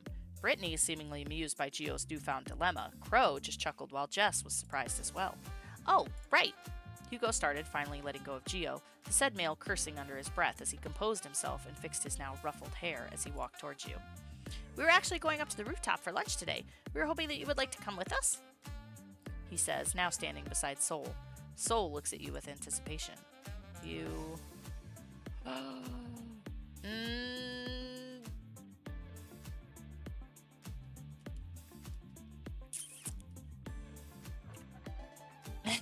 I don't know. Curiosity makes me want to join Soul and Hugo. Because I don't want to piss off the people that killed me. Yet. I want to see what's going on with this. And what are they, like, why is Hugo in on it? Why did Hugo help Soul kill him? What's in it for Hugo at that point? I mean, sure. Oh, but I need to tell the others first, if that's okay. Sure thing, take your time. Thanking and excusing yourself from the duo, you turn to the group, specifically to Crow. Nervousness suddenly engulfed you as you tapped the blue-eyed male on the shoulder. Crow tilted his head and turned his full attention to you. Is it alright for me to come with them for today? I'm fine with it, Ella. Oh, he paused as if suddenly remembering something. But you have to ask Brittany for that as well. I do? Upon hearing her name, Brittany turned her head towards you. You notice a basket around one of her arms. Brittany, however, didn't give you a chance to ask. You can go ahead, Ella. You can join us whenever you want to. She gives you a smile, surprising you a bit. Without further ado, you excuse yourself from the group before going with Soul and Hugo. Hugo gives you a smile. You turn to Soul. He gives you a smile of his own, his shoulders relaxed as if relieved. Let's go then. Do I get pushed off the roof? Hugo walks to his... The music kind of cues me in, so I was like listening in. Hugo walks to his usual spot and got himself seated on a bench that you somehow never took notice of before. Soul follows along, and in his hands is a large wrapped box that caught your interest. I don't want to sit between them. That just seems like a bad idea, so I'll just sit beside Soul. Soul notices you from the corner of his eye, the edges of his lips moving upward. You pointed to the box nestled in Soul's hands. Is that your lunch, Soul? You can say that. As Soul unwraps the cloth, showing you 3 bento boxes, he takes out the first bento box that was settled on top before giving the second one to Hugo. Hugo happily accepts the box, thanking Soul before taking out his chopsticks. Opening the container, Hugo lets out an awe sound, his eyes sparkling, drool slowly seeping out of the corner of his open mouth. You actually listened, and did you cut these tiny sausages into octopuses? Keep your voice down, it's ringing in my ear. Wait, I need to take a picture of it. Placing the box gently on his lap, Hugo rummages through his pockets before taking out his phone. Opening his phone's camera, he flips it horizontally, then starts clicking away, taking 1 or 2 photos. These guys have a weird dynamic, and I'm confused. Hugo lifts the container back into his hand, but not before turning to you and showing you what he keeps gushing about. Oh my! Oh, it's so cute! What the heck, man? Isn't it adorable, Ella? There, you see, are various ranges of food with rice shaped into to match a moth. I was wondering what it was. Seaweed to design the face, along with using a cabbage leaf to form its wings. Right below the moth are mini sausages shaped like octopuses. Wonderfully cut carrots were made to look like stars, and squeezed beside stuffed shiitake mushrooms. The egg roll, sushi, and broccoli with melted cheese as a dip looked delicious. I almost feel bad to eat it, especially on how cute this little guy is. Hugo points at the silk moth-shaped rice. I think that says itadakimasu, but let's find out. Yes. Itadakimasu. I know the first one is, I know the last one is su. I know so. Itadakimasu! Without wasting another second, Hugo starts digging in, scruffing down on the rice like a wild, hungry animal. Did you make this by yourself, Soul? You can say that. Soul answers, opening his own container. You thought you'd see another form of food art made by Soul himself within the container, but instead was greeted by a simple ham and cheese sandwich. He takes out a slice, but before he could take a bite, he turns to you. Have you eaten, Ella? No. I'm gonna risk poison. Soul's eyes went wide, and Hugo gave you a shocked look. Before you know it, Soul takes out another box and settles it on your lap. You can have this. It's an extra. Why do you have an extra? I didn't like how this looked, but I figured I can let Hugo finish it. It's a waste of ingredients. Aw, you don't have to, Soul. Really? No, I insist. Oh, for fuck's sake, just eat the same box. Damn! Hugo is... I don't like him. Hugo, who clearly had enough of the back-and-forth banter, suggests the idea before returning to his own box. Soul hesitates, but he eventually takes out a spoon and a fork, handing them to you.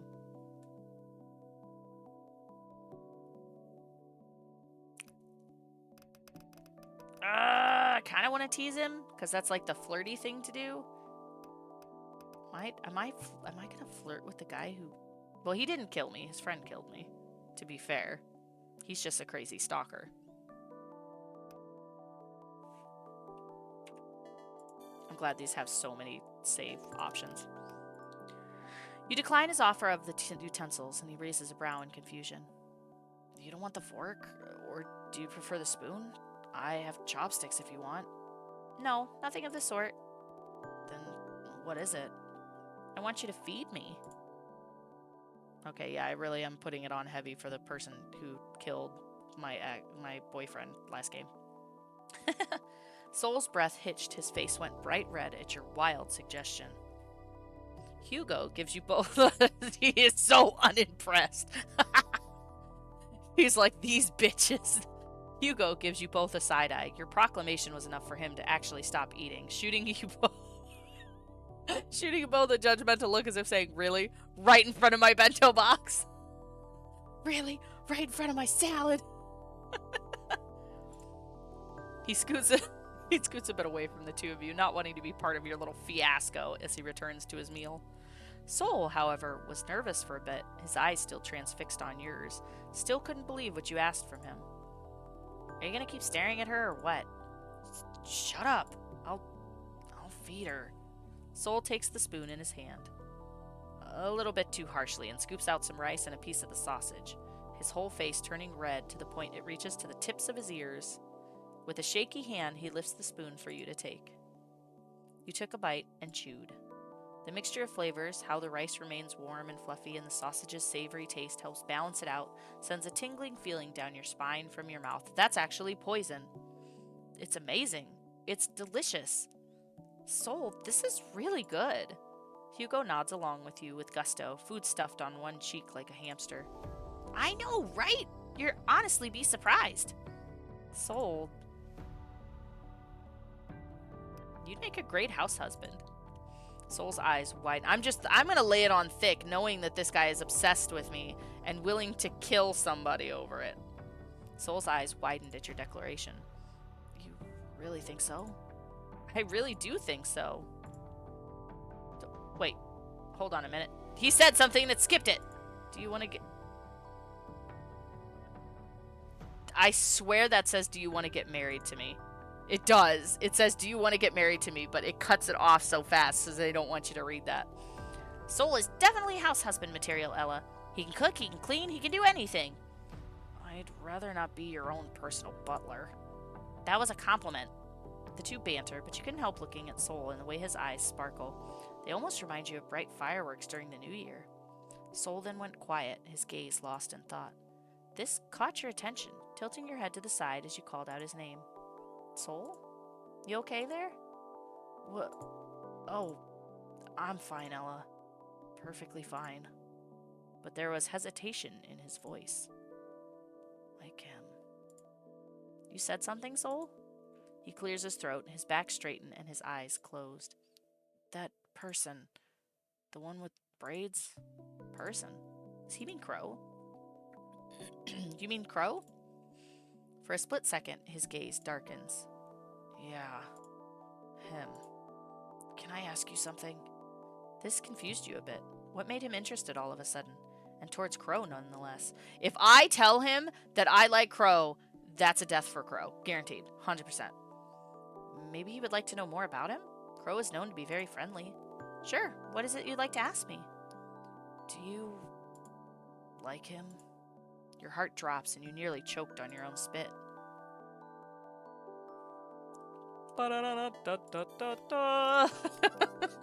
Maybe. No, I gotta say no. I'm sorry, Crow. I'm saving your life. No. What makes you say that? You nervously laugh. Nothing of the sort. Hesitance lingered within his orange orbs, unsure if whether to believe you or not. Wanting to change the subject before he gets any more suspicious, you blurt out the same question he threw at you. How about you, Soul? Surely there's someone you like. That is an evil smile if I've ever seen one. He smirks. The very same grin he makes when he teases makes its way up to his ever-handsome face. Why? Are you interested? As if. A wild blush erupts from your face as you try to diffuse this topic. We gonna die. Yeah, probably. We might just... We're either gonna die or we're going to, like, Stockholm fall in love with this guy. Soul chuckles from the way you stammer and fidget, his gaze softening. So cute. Hugo eventually finished his own box, tucking it away and wrapping it back up. Standing up from the bench, Hugo stretched out his limbs and paced a few steps forward before turning to look at you and Soul with his hands on his hips. Is this what you guys do every day? Or at least when you both get together? You raised a question. Hugo turns his head to you with a slight tilt. What do you mean? You mean Soul giving me lunch? He just keeps forgetting to bring his own. Hugo pouts. And you never finish yours, so I do the honors of ever finishing good food, thank you very much. Those bento box art. What inspired them, if you don't mind me asking? Oh, you didn't know? Shut it, Go-Go. Go-Go? Oh, now we're using the nicknames now, Sunny. How sweet of you. You see here, Ella, my old pal here just makes food art like the typical artist that he is, but he never bothers to finish it, much less eat it. And he really loves cute things like... With a finger on his chin, Hugo ponders for a short moment, trying to remember something from the top of his head, but to no avail. Turns to his friend, his arms crossed, seemingly uninterested in answering whatever inquiry Hugo's going to throw at him. What was the name of your plushed horse, Sonny? Like hell I'm answering that. Boo. He owns a plush horse? Soul? Owns plushies? Soul bites his lip, his face turning red upon the reveal of his little secret. That's so cute. You're just full of surprises, Soul.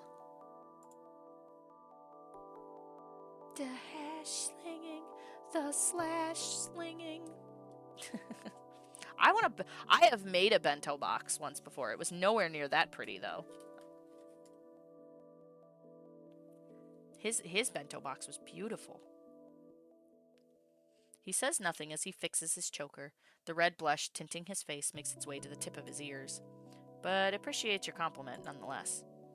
Looks can be deceiving. This makes you wonder. Why do people never bother to notice him? Why don't people want to get to know him? Maybe they just never gave him the chance because of how he looks, not to mention his intimidating height. Maybe it's the fact that he kills people.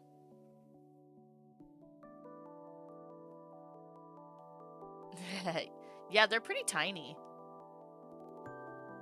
But he isn't like that at all. In fact, he can be considered as a gentle giant. No, the fuck he can't! Time passed for a while, and now Hugo and Soul are both leaning against the railings, observing the view below them. Curious, you make your way to where they were. Hugo and Soul seem to be looking at something below, their faces solemn and serious. Where'd the music go? The music's gone. I'm worried. Hugo's face is blank, while Soul's expression is a mixture of irritation and aggravation. You look down, and there you see a group of well-dressed people, but what makes them stand out is not from the way they dress, but from the way they carry themselves. They're clearly not from here.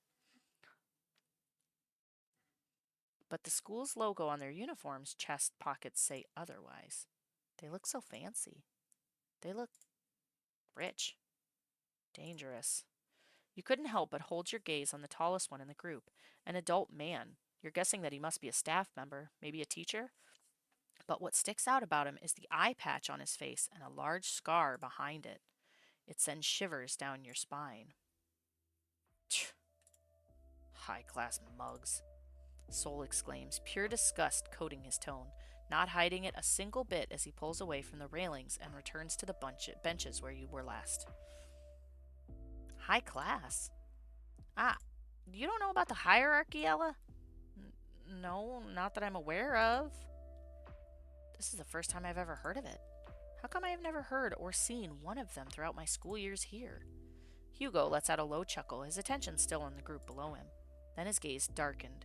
The usual happy-go-lucky attitude you've come to know disappeared in a flash, as if the person before you is a whole different person. Not a whole different person. He's the person that killed me. I don't blame you. No one likes talking about them anyway.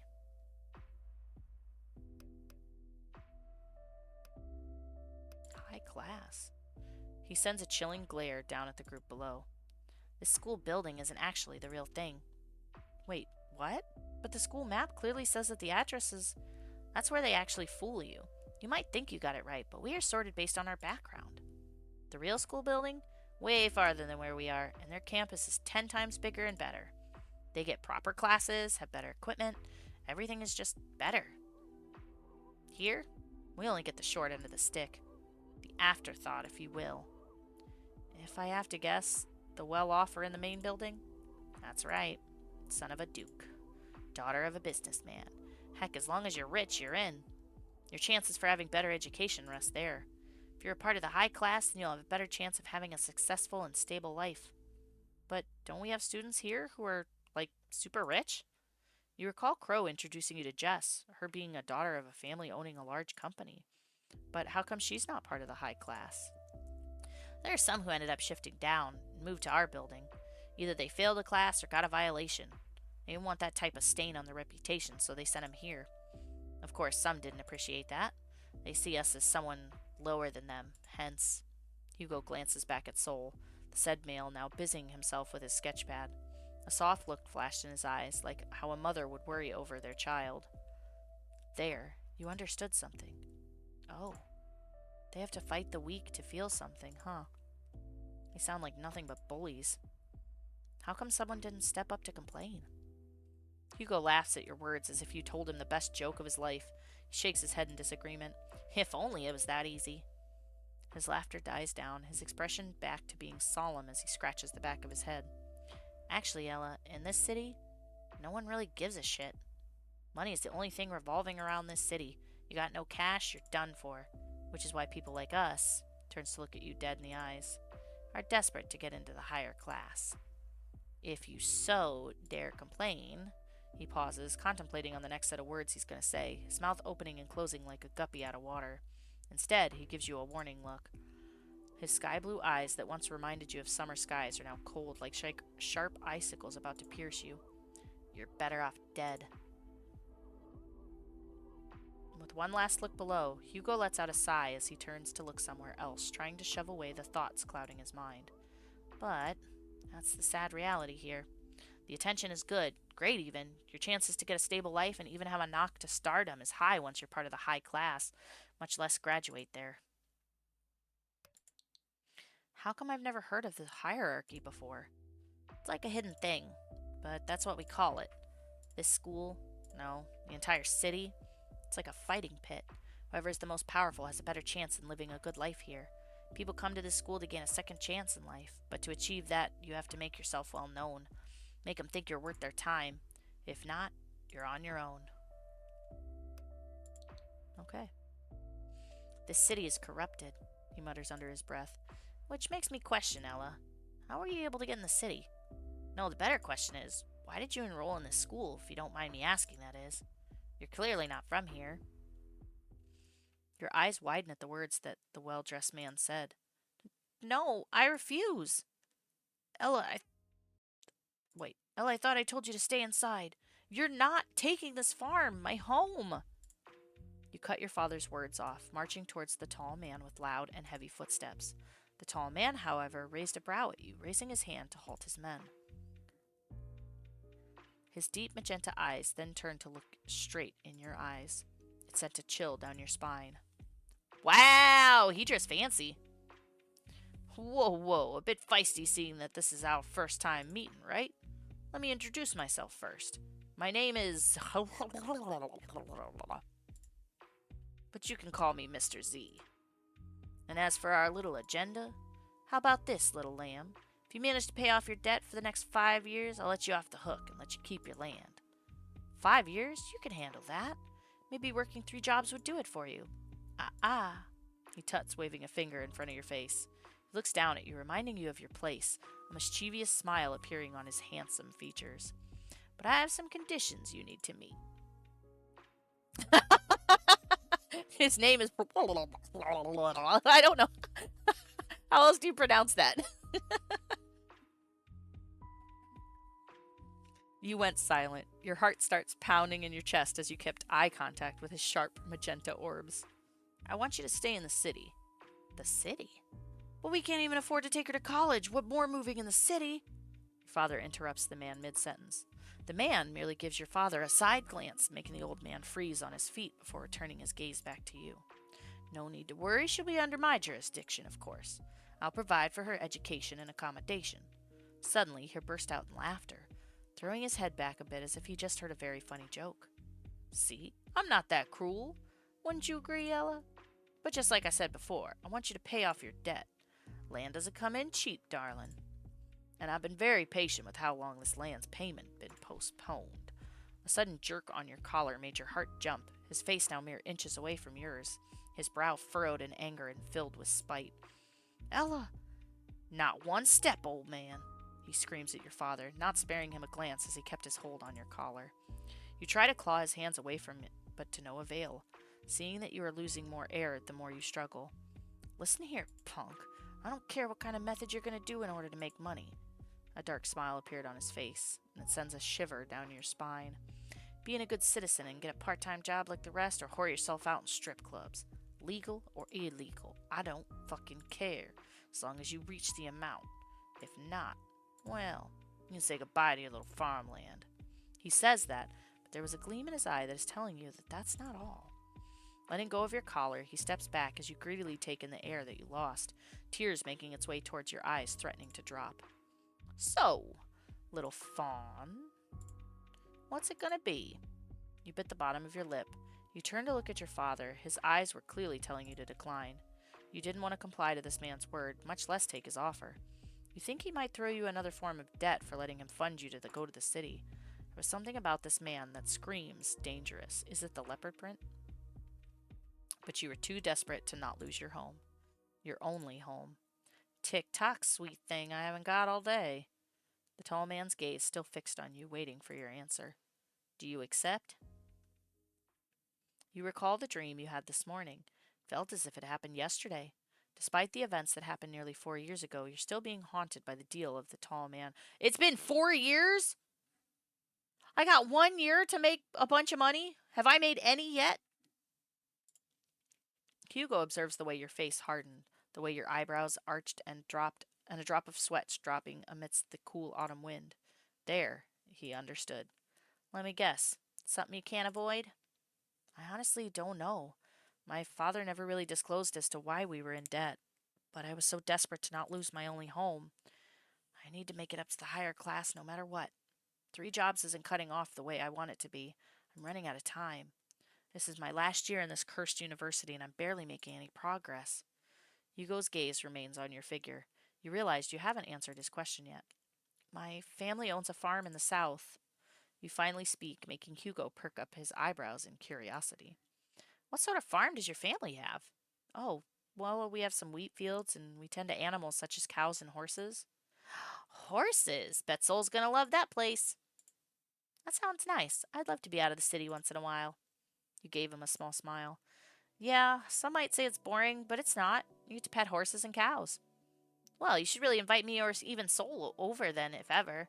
Having you give us a tour there would be a great change of scenery. But that means you're a long way from home. Don't you miss it? A little bit. That's all right. It's normal to feel a little homesick.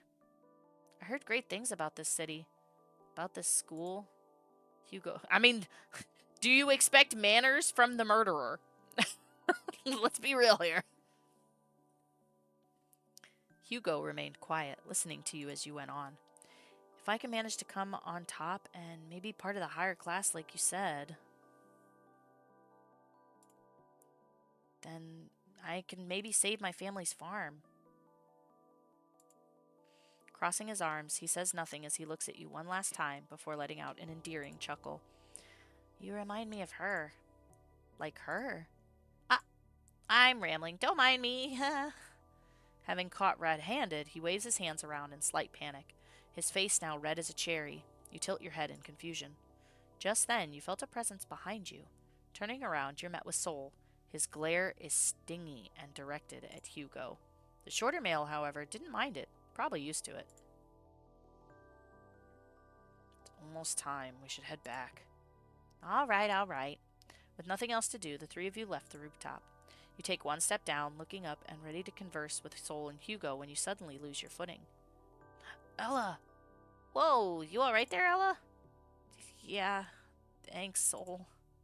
Eyes wide in shock, you hold onto Sol's arm tight, his other arm wrapped around your waist as he pulls you close to his chest. Oh, he's loving this right now. Oh, I hate when that happens. Or when you, like, take a bite that's too big and you swallow and then you, like, feel it the whole way down. Terrible. You can feel both of your heartbeats run.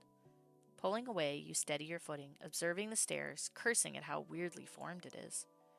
Be careful next time. Sheesh, this school and its bad architecture. Also, one of the few flaws here. The stairs are all wonky.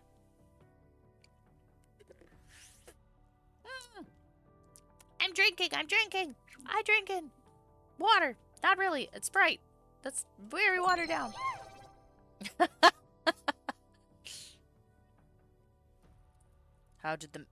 How did he die?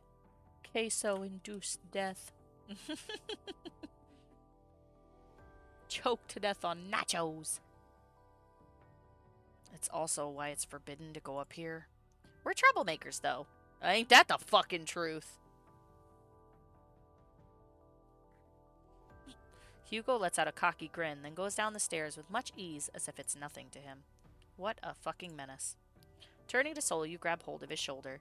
He did not mind as you use him as a guide in descending down the stairs. Yeah, I bet he doesn't. School bell rang throughout the hallway, signaling the start of next classes. Hugo lets out a groan. I don't want to go to class. I hate my history teacher as much as my coach in archery. Why don't you skip then? Hugo's eyes popped open, became bright like a light bulb appearing out of his head and lighting up. Sol knows exactly what that look means. Don't tell me you're actually... I'm gonna skip class! How about it? Fuck this school. If they're gonna treat us badly, then let's be the bad guys. A mischievous look makes its way to Hugo's face. Sol already knew what that look means, sighing as he did so. He turns to you, waiting for your response to Hugo's offer. The thought of skipping is quite a gamble. Your next class is with Crow in art history. But then again, your teacher will probably only do some boring-ass introduction. Missing one wouldn't hurt, would it? Ooh, we're gonna be a bad kid. We're gonna be a murderer, too. Fuck it, we skip. Hugo lets out a small cheer and gives you a thumbs up. Oh, wait, hold on. There we go. Sol gives you a cheeky smile of his own. But how do we do that, though? Obviously, we can't go through the entrance since it's closed and guarded. I know a way. Without wasting any more time, Sol leads the way, going through the back side of the school near the gardens. The edges, of course, were barricaded by a tall iron fence. Sol finds a bush and pushes it aside, revealing a gaping hole. Well, that's quite convenient. Did you make this hole, Sol? He did. I did. Hugo went ahead first through the hole. Sol waits for you first before following right after. Oh no, are we going to the shed where we died? The three of you went past a few bushes and shrubs, the leaves falling as you passed by them, the red and orange leaves scattering around, and some making its way to your uniform before you all eventually made it out and met with pavement. Oh no. So, where do we go? Hugo thought for a moment, looking around before pulling out his phone. Suddenly, he lets out a gasp, scrolling through his phone faster before gripping on Sol's shoulder, earning him a hiss from the taller male. Sherlock Holmes is out! My ears. Oh, yeah, it's that detective movie I keep seeing on television. I thought that won't come out till next week. Did I set the date wrong? With that, Hugo started sprinting, leaving you and Sol behind. For the love of... Soul placed his hands on his hips before walking to where Hugo ran off to as you followed. I guess we're going to see a movie. Hugo kept tapping away on his phone. His shoulders went slump. Guess he did get the date wrong. Shoving his phone back in his pocket, he turned to you and Soul. He clasped his hands together and pulled the biggest puppy eyes you have ever seen. We have got to watch it. Can we, Ella? Can we, Sonny? Hugo begged. You can go ahead and watch the movie. I'm going to roam the arcade while you're at it. Hugo pouted. His eyes went half-lidded and the sparkle in his eyes was gone. But it's more fun if you're around. I know you like those crime videos you watch from time to time, so please. Soul, however, basing off his expression, isn't in the mood. Hugo gives up and turns to you. How about you, Ella? Would you like to watch the movie with me? The ticket and food's on me, of course. I want to go to the arcade. Screw that.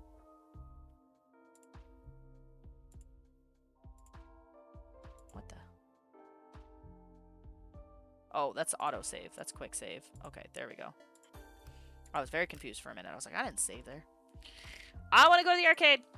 Hugo shrugs. All right, go on your little impromptu date then. All right. I don't want to be third wheel either way. Date? You're the one who decided we should skip class and do whatever we want. Yeah, and I want to watch a movie. Well, don't let me stop you two. Hugo stuck his tongue out at Soul. The said male only rolled his eyes. Well, I'll be heading in now. I'll just give you guys a call when and where to meet. Sure. You and Hugo parted ways. He gave you both a wave before heading in a different direction. Soul turns to you. Should we get going, Ella? Of course. Arcade, arcade. The flashing neon lights of the arcade's exterior lights your way, the sound of each arcade machine reaching your ears. I've never been here before. Is this place new? Not really. It's just hidden within the city. I see. Do you get out a lot, Soul? You seem to know places. I know places because I get my ass dragged by Hugo. Is that so? Absolutely, Crane Games. Those are my addiction. You laughed. Soul just shrugged as he shook his head. He takes out a few coins from his pocket before handing it to you. They were tokens. So, which one are you going for first? Wow, you came in prepared. As always. Come on. Soul holds out his hand and you accepted it. He held it tight with a light squeeze as you and him roam around the arcade. This dude is absolutely loving this. He's holding my hand. Which sounds so conceited, but it's really because he's a crazy stalker. Yes, my people. I love when people are good at claw machines. Because so many times, like, I'll play claw machines and people are just like, they're such rigged. They're rigged. And it's like, no, there's skill involved. There is skill. You and Soul went and played multiple arcade games. Some you win, some he does. But you often get the feeling he lets you win for the sake of you winning. Aw, what a nice stalker. I'm dying and loving it. I need to make it to day 2 because I was supposed to be off like an hour ago. Yes, it's very easy to get me sidetracked. Okay. Come on, Soul. This is like the 5th time I won. Ain't no way you're this bad. Maybe you're just that good, Ella. You flatter me. Just as when you're about to insert another coin, however, you realize you've ran out of tokens. Soul takes notice of this, of course, and gave out some of his to you. I'll go to the corner. Count corner. I want food. I'm hungry. That's really the only reason I'm going to end is because I need to get food. I might even just take a break because I might come back and play other games. Play something a little, like maybe play some Fortnite. We'll see. I'll go to the counter and grab a few more tokens. You don't mind staying here for a bit, right? Oh, how much should I pay you for the tokens? It's on me. Don't worry about it. Okay. Wait here. Giving you one last look, he hurriedly went to the counter. You looked around the area. The dinging sounds from various machines filled the arcade. From the corner of your eye, you spot a claw machine. Hell yeah! Maybe playing a few games wouldn't hurt. Going to the claw machine, you check the contents inside. A cat plushie, a Shiba Inu plushie, and a horse plushie. Win the horse plushie for Soul. They all look so cute. Which one should I try to win? Let me think. Horse. Give it to Soul. You remember how Soul likes horses. Maybe you can try to win one for him. These are his tokens, after all. You took out some of the tokens Soul gave to you and inserted one in the coin slot. The machine whirs to life as you take the joystick on your left hand while hovering the red button on your right. You were focused, eyeing the claw in its position, trying to align it with the horse plush. The claw takes hold of the plush. Your eyes widen as you cross your fingers, hoping it catches it. But you are interrupted with a sudden smack to your ass. Oh, somebody's gonna die. And I'm not gonna be the one to kill them. You jerked and turned around. What the fuck? Well, well, what do we have here? You turned around and met with a tall figure, a cocky smirk on his face. He looks well off, like those typical spoiled rich kids you see in movies, his hair a bit tousled with two men you assume are his bodyguards beside him. He reeks of tobacco, making you gag. You said nothing but tried to move away from his sight, but you were stopped by another tall figure. You were guessing he's with this asshole. Now, where do you think you're going there, sweetheart? You alone? Yes, and I would pretty much prefer to be alone. The man, however, did not listen. Why don't you come with me and I'll show you how these games are played? He raised his hand to reach your shoulders. Before he could touch you, however, you kicked him between his legs. Hell yeah! He doubled over and clenched his lower region, a groan escaping his lips. His goons were taken aback and rushed to help him. Now's my chance. Don't let her get away! Multiple heavy footsteps were coming after you as you ran. You turned every corner you can, trying to make them lose you. But 3 against 1 is not a good matchup.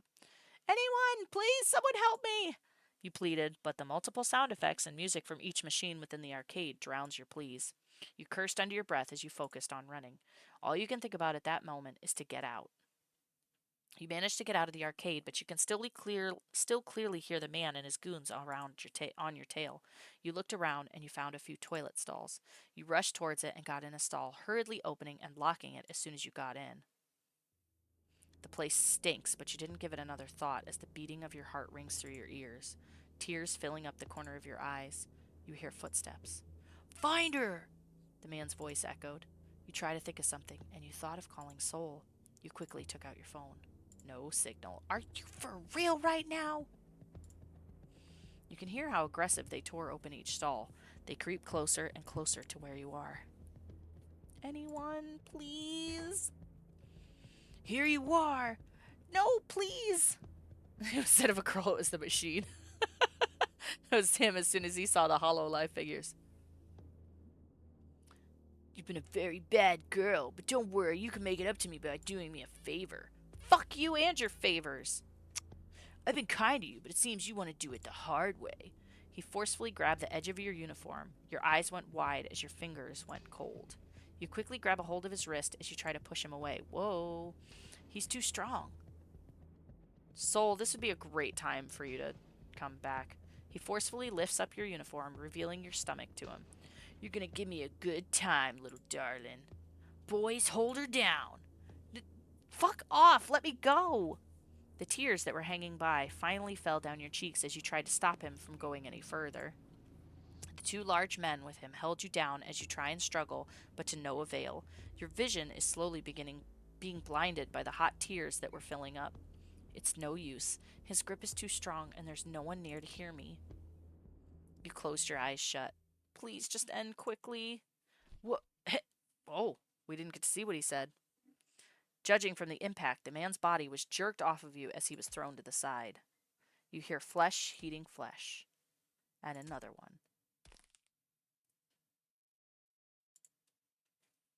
That's enough, Soul. Not yet. That's enough. You broke his nose already.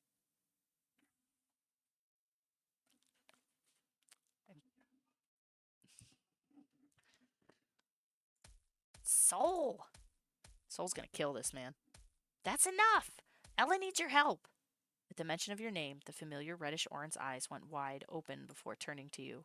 Soul quickly went to your side, his eyes wide with shock before crouching down and giving you a hug, his shoulders shaking as he embraces you. You said nothing, however, too stunned to speak to what transpired before you. The man now lay still on the ground, a pool of blood seeping out of him. The rest of his goons passed out on a random corner. Dang! Did they kill him or did he just knock him out? You looked up and met with all too familiar eyes of Hugo, but they weren't kind ones you usually see on his face. Hugo's eyes twitched as he sighed, trying to hide his visible irritation but failing. He looks around at the mess Soul made before turning to check up on you. He said nothing, hands in his pockets while he looks down at you in Soul's embrace. It's getting quite late. We should head home. Can you guys hear my dog in the background, like freaking out because he wants me to feed him? He's like, it's past dinner time! Hugo taps Soul's shoulder, making the tall male bury his face further in between your neck before eventually letting go. His eyes were bloodshot, his face red from either anger or worry, you aren't sure, but one thing's for sure, is that this man before you cried. Aw, he cried for you. Why am I feeling... what the fuck? This game's good. I'm, like, feeling bad for him now, even though he killed our ex. Or, well, not our ex, our boyfriend last game. I'm sorry. I'm so sorry. I shouldn't have left you. Soul. Thank you for saving me. Oh, fucking goddamn it. I'm sitting here being like, oh, look at him. Fucking murderous bitch. You reach out to cup his cheek. He flinches at the touch. Tears that he was trying to hold back are now flowing freely down his cheeks. He eventually relaxed as he closed his eyes and leaned onto your hand as he held it. I don't know what I'd do if... It's okay. It's all right. Why am I comforting him?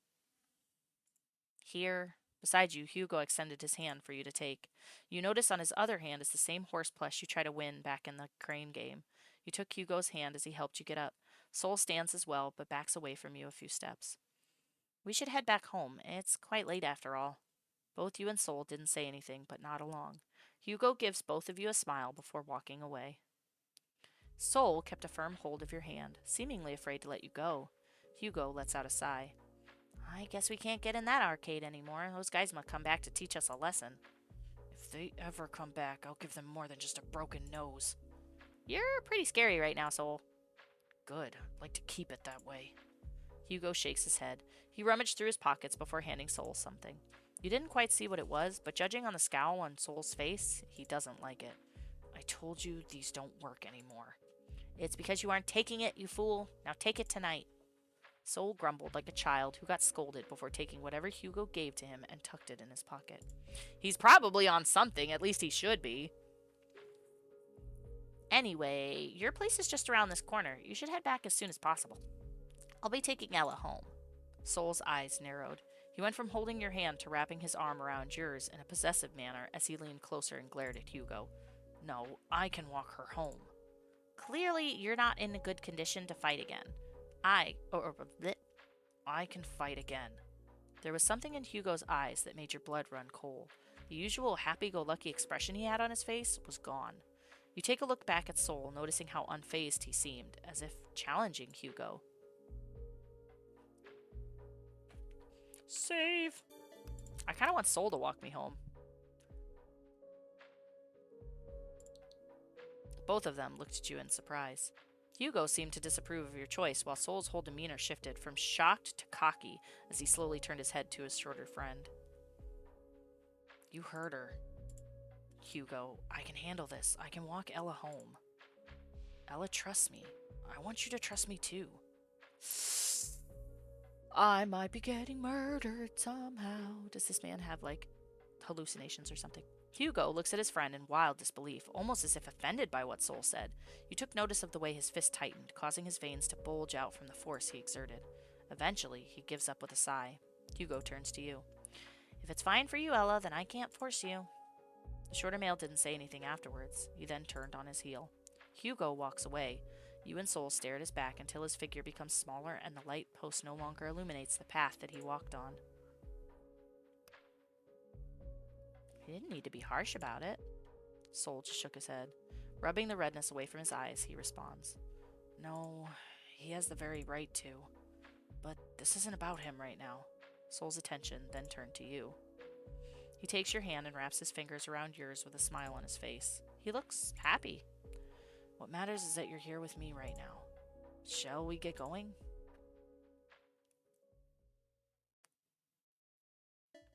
Just for curiosities. Ooh, 4 and 9. Oh, he's sad. I'm doing this for you. You die otherwise.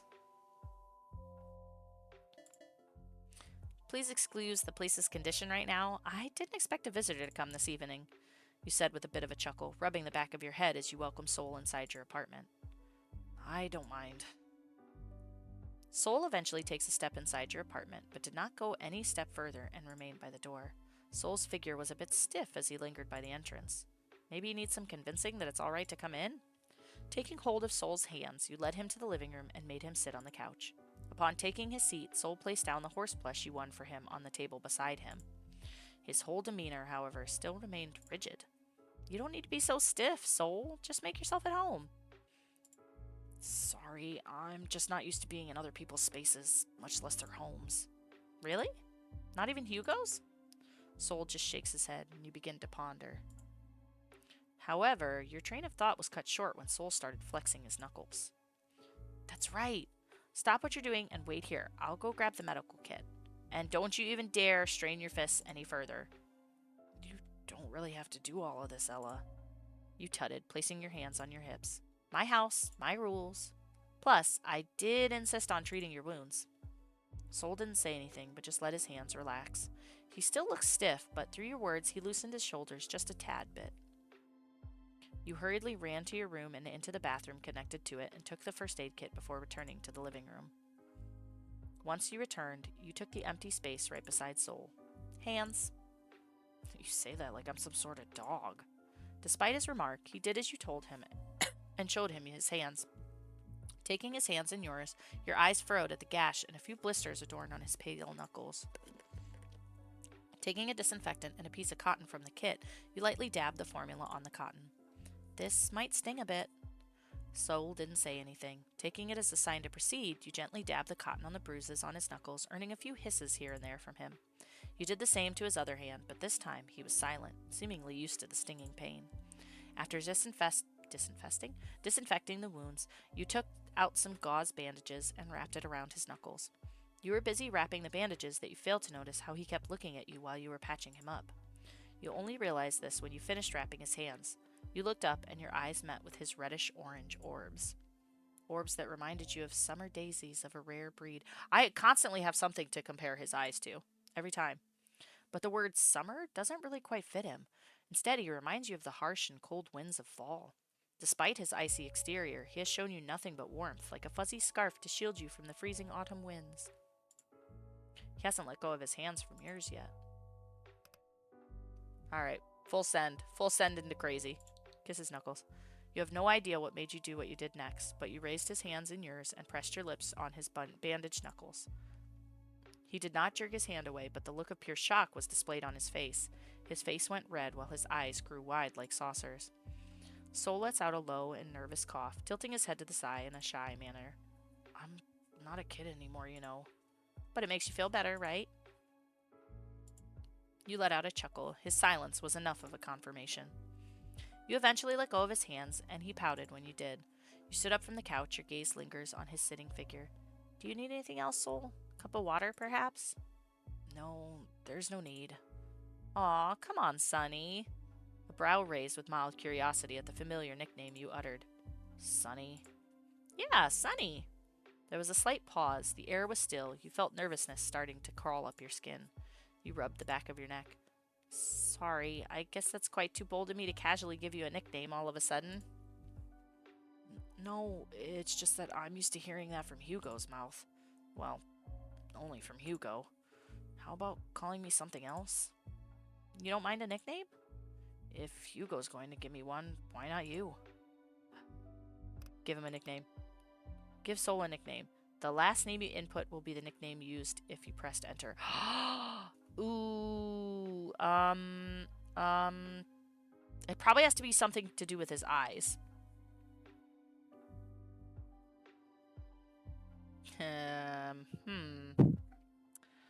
So his eyes are like red, orangish. Wow, I'm bad at nicknames. Can you tell?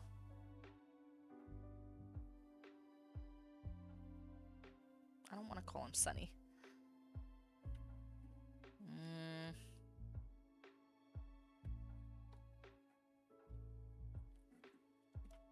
Shit, I'm coming up completely blank.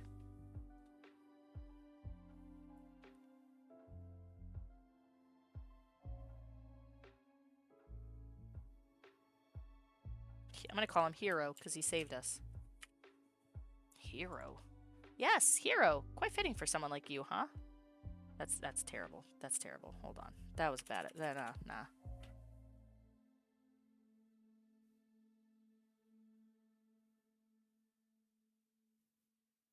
Mm.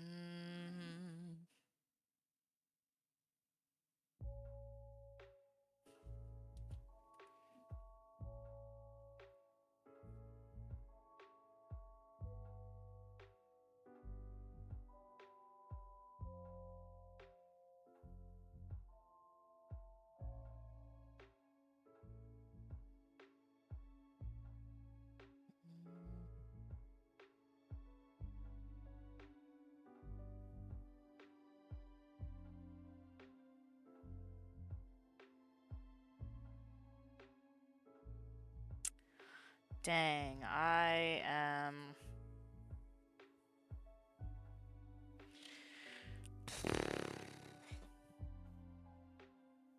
I got nothing. On second thought, I couldn't think of anything. Changed your mind? Unless you thought of something right about now?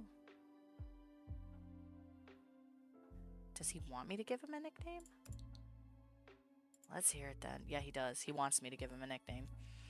Nah,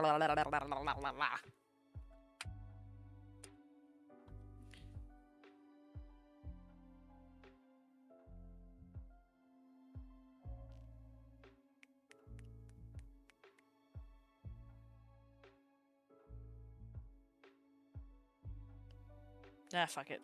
I can't think of anything better. Hero it is.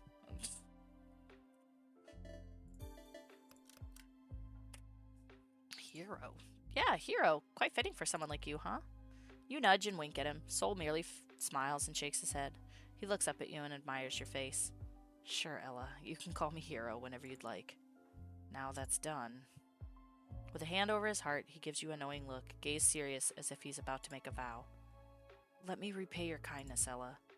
Hey, you don't have to, Soul. It's the least I could do as your friend. No, I insist. I can make you dinner tonight if you'd like. That won't be necessary. Before you could protest, however, you could feel your stomach rumble. The sound was loud enough to be heard, which earned a low chuckle from Soul. I can cook. Not on my watch, mister. Your hands need to rest. I'll do the cooking. Before Soul could retort to insist on cooking, you pulled him up from his seat and started pushing him towards the kitchen/dining room. I'm starving. I'm absolutely starving. Is there anything you'd like and don't like? Oh, nothing really, as long as it's from you. But really, I'm fine. You've done enough for me already, Ella. I'm just doing this to return the favor. You shake your head no before forcing him back to his seat. Soul sighed and gave up, propping his elbows on the wooden table as he looked at your figure. Happy that he complied, you turned to stare at your kitchen sink. What the fuck are you gonna cook? Never had a guest before. Heck, even Crow has never entered your apartment. You had no other friends to even call over to hang out. Are you really this lonely? While you were in the middle of fighting your own thoughts, Soul hummed a tune. You hear him drag his chair to stand up, and you soon find his tall figure now looming behind you, held his hands behind his back as he inspected your cupboards. Seems like your kitchen is quite empty. Well, it's not completely empty. Reaching out towards the cupboard above you, he pulled out a box of curry powder and gave it to you. Oh, this could work. I look forward to it. An idea then struck you. What if you help me make those cute foods? Those cute food are like the ones that you made this afternoon? You mean the bento box I made for Hugo? I can. But does that mean I can work in the kitchen? Not a single finger. Soul merely pouted. He placed the box of curry on the counter as he crossed his arms and leaned on his back, his gaze not leaving your figure. All right, Pumpkin, let's see what you got. I'll lead you as you go. Using your phone, you searched up on how to make simple curry, checking the list of ingredients that you thankfully had on hand before preparing everything on the counter. Soul checks around and lets out an approving hum. He begins by telling you to prepare the ingredients. Thankfully, you have most of it lying around. You wash the potatoes and carrots and proceed to peel the skin off of one by one. Soul still remains right beside you, his arms now crossed as he observes. When you set aside the vegetables, however, he suddenly takes out a knife from your knife holder along with your chopping board, then moves to chop the vegetables. You're about to protest, but stopped yourself when he gave you a side eye, a smirk on his face as he cut them in neatly and in equal sizes. He has experience, and he made it clear. Show off. After cutting them, he sets the chopped vegetables in a bowl as he awaits the rest from you. I could have handled it on my own, you know. Yeah, you can, but what if I'm stubborn like that? Well, at least this makes work faster. You eventually finished peeling the carrots and took the knife from Soul, shooing him away and taking his task. Soul complied and went back to leaning on the counter. You looked at the perfectly cut potatoes and carrots. Did he make flower-shaped carrots? What? How did you do this? Do what? This! It's so cute! Do you want me to teach you? Wait, let me do it first. I want to see how I can replicate it. Grabbing a piece of the sliced carrot, you try to replicate the flower-shaped carrot Soul did. However, every time you managed to cut one, a piece of petal would fall off. Again, and again, and again. Ugh. You placed the knife down, lifted your sleeves up, and continued on. You were too focused on trying to cut a piece of carrot to fully realize that a large pair of bandaged hands were now on top of yours. Soul's figure loomed behind you, his torso pressed close to your back as he leaned his face right next to yours. His breath fanned your cheek while you stood frozen. You can feel the heat slowly rising up to your cheeks. Calm down. Let me help you. With his guidance, he leads you with the utmost care. Don't cut too much. That's how you managed to accidentally cut off a petal. Do this instead. You couldn't focus. Your heart was beating too fast. The rumble his chest makes whenever he speaks echoes through you. You could feel his heartbeat as well. It was beating as fast like yours. You let him lead you like a puppet to its master. There, this looks better. You were too distracted by his overall presence that you didn't realize how the once round carrot was now in the shape of a blossom. It only hit you once he stepped out, his arms around you gone, and he was off your back. You looked down at the masterpiece before you. You make them so pretty. I think you can make them prettier. Just follow what I did. That's the problem. I wasn't paying attention. You weren't paying attention, were you? You avoided his gaze, and he let out a chuckle. I can show you again. I think that's all right. We're running out of carrots anyway. Just need to chop the rest of the potatoes, and we're done prepping. Want me to help with the potato? Sit down, mister. That's kind of cool that, like, it auto-skips for you when, like, you interrupt him. While you were cooking, with Soul's aid and instructions, of course, the said man took the honor of making orange juice, claiming it was less of a risk. Since he kept on insisting to help, you let him be. Orange juice and curry? Is that common? Soul sets the table while you turn off the stove. The curry's aroma fills the dining room. The curry was hot and steam rose from the pot as you carried it by the handles with mittens on your hands. You then set it on the table. Soul sat across the table. The orange juice he made in a pitcher now settled on the table as well with 2 glass cups. You sat down on your seat as well. Thank you for the food. Thank you for the food. Oh, smells so good. Without wasting time, you took a spoonful of warm curry and rice, blowing the steam away, then plopping it in your mouth. You let out a joyful hum. Soul just chuckled as he ate his own portion of curry. You should write down the spices you made me add. I didn't think they would taste this good. I'll list them down once you're done eating. Couldn't argue with that. You discard the dishes in the sink after dinner. You and Soul sat in the kitchen for a while, somehow finding yourselves talking about food as you drank what was left of the orange juice. Soul still making himself comfortable on the dining table. I can send you a few of my favorite dishes if you want to try them. That would be great. I'd like to learn more from you if given the time. Of course.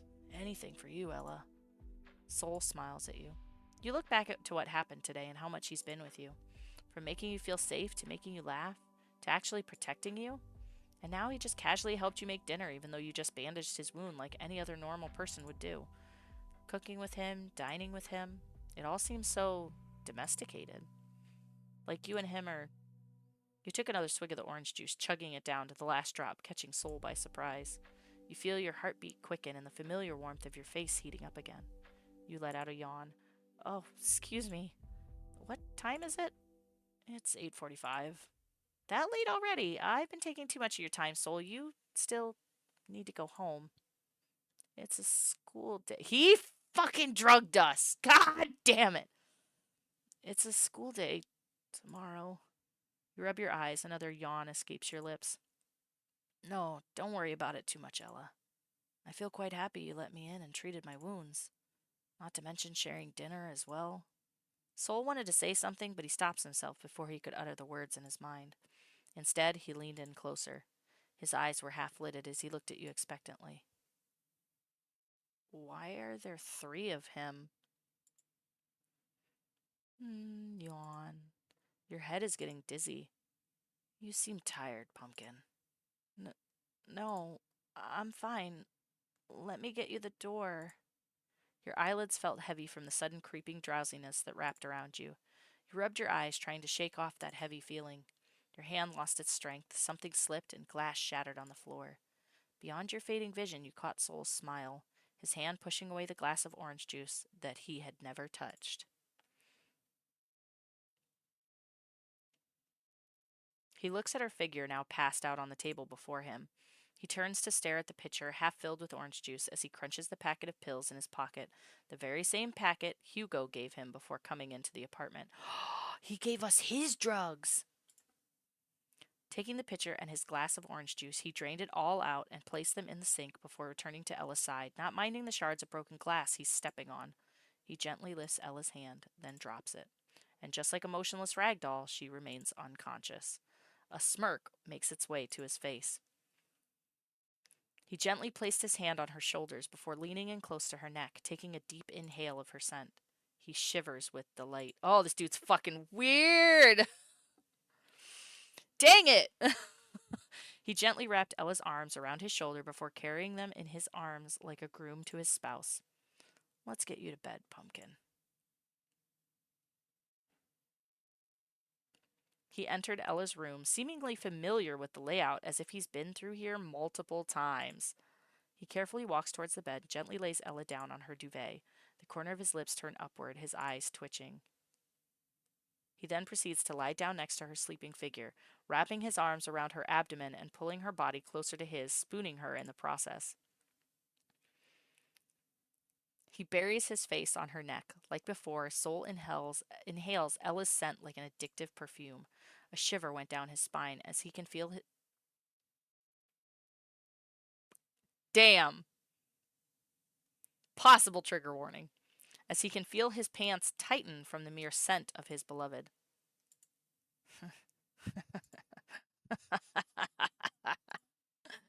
Oh, my darling Ella. I feel so flattered that you trust me so much, despite just meeting me yesterday. Isn't this enough proof that you're meant to be mine as I was meant to be yours? Your soul resonates with mine. He makes himself comfortable, his arms still wrapped around you, keeping his gaze on the apple of his eye. A wicked smile still settled on his face. He snuggled closer, hearing Ella's steady heartbeat through the veins of her neck. I love you so much, Ella. I want you to realize. I want your soul to realize. I know that it'll take some time, but I'm getting impatient, sweetheart. When will you realize? He asked under his breath, as if hoping for some answer from the sleeping woman caged within his arms. But only her soft and steady breathing filled his ears. He tightened his hold around her. His eyes didn't flutter shut as his thoughts kept him up till midnight. Someday, one day, Ella, you'll learn the truth.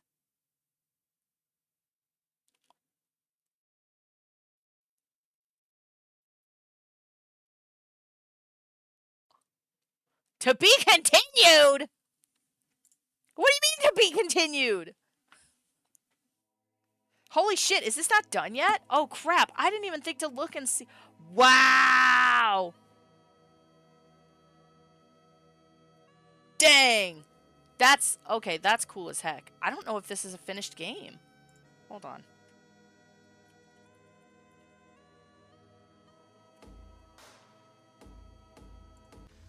It's not fully out yet!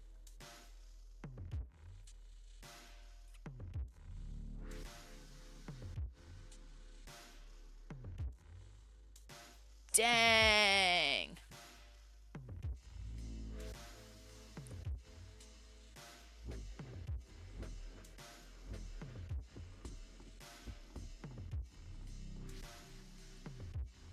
All right. Well, for real. So that was the kid at the back for now.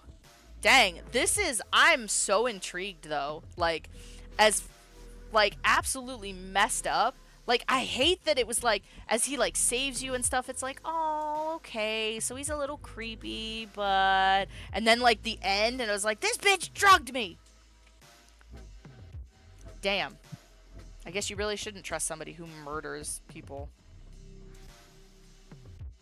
Alright. Well, yes. And the kid at the back, if you are interested in playing the demo for yourself, I believe is on, where did I just find it? It is on itch.io. You just have to search the kid at the back. So if you it is free as it is the demo right now, unless you want the NSFW version, which is I think $5.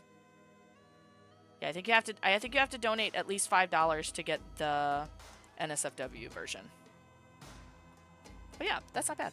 All right. Bye, everybody. Thank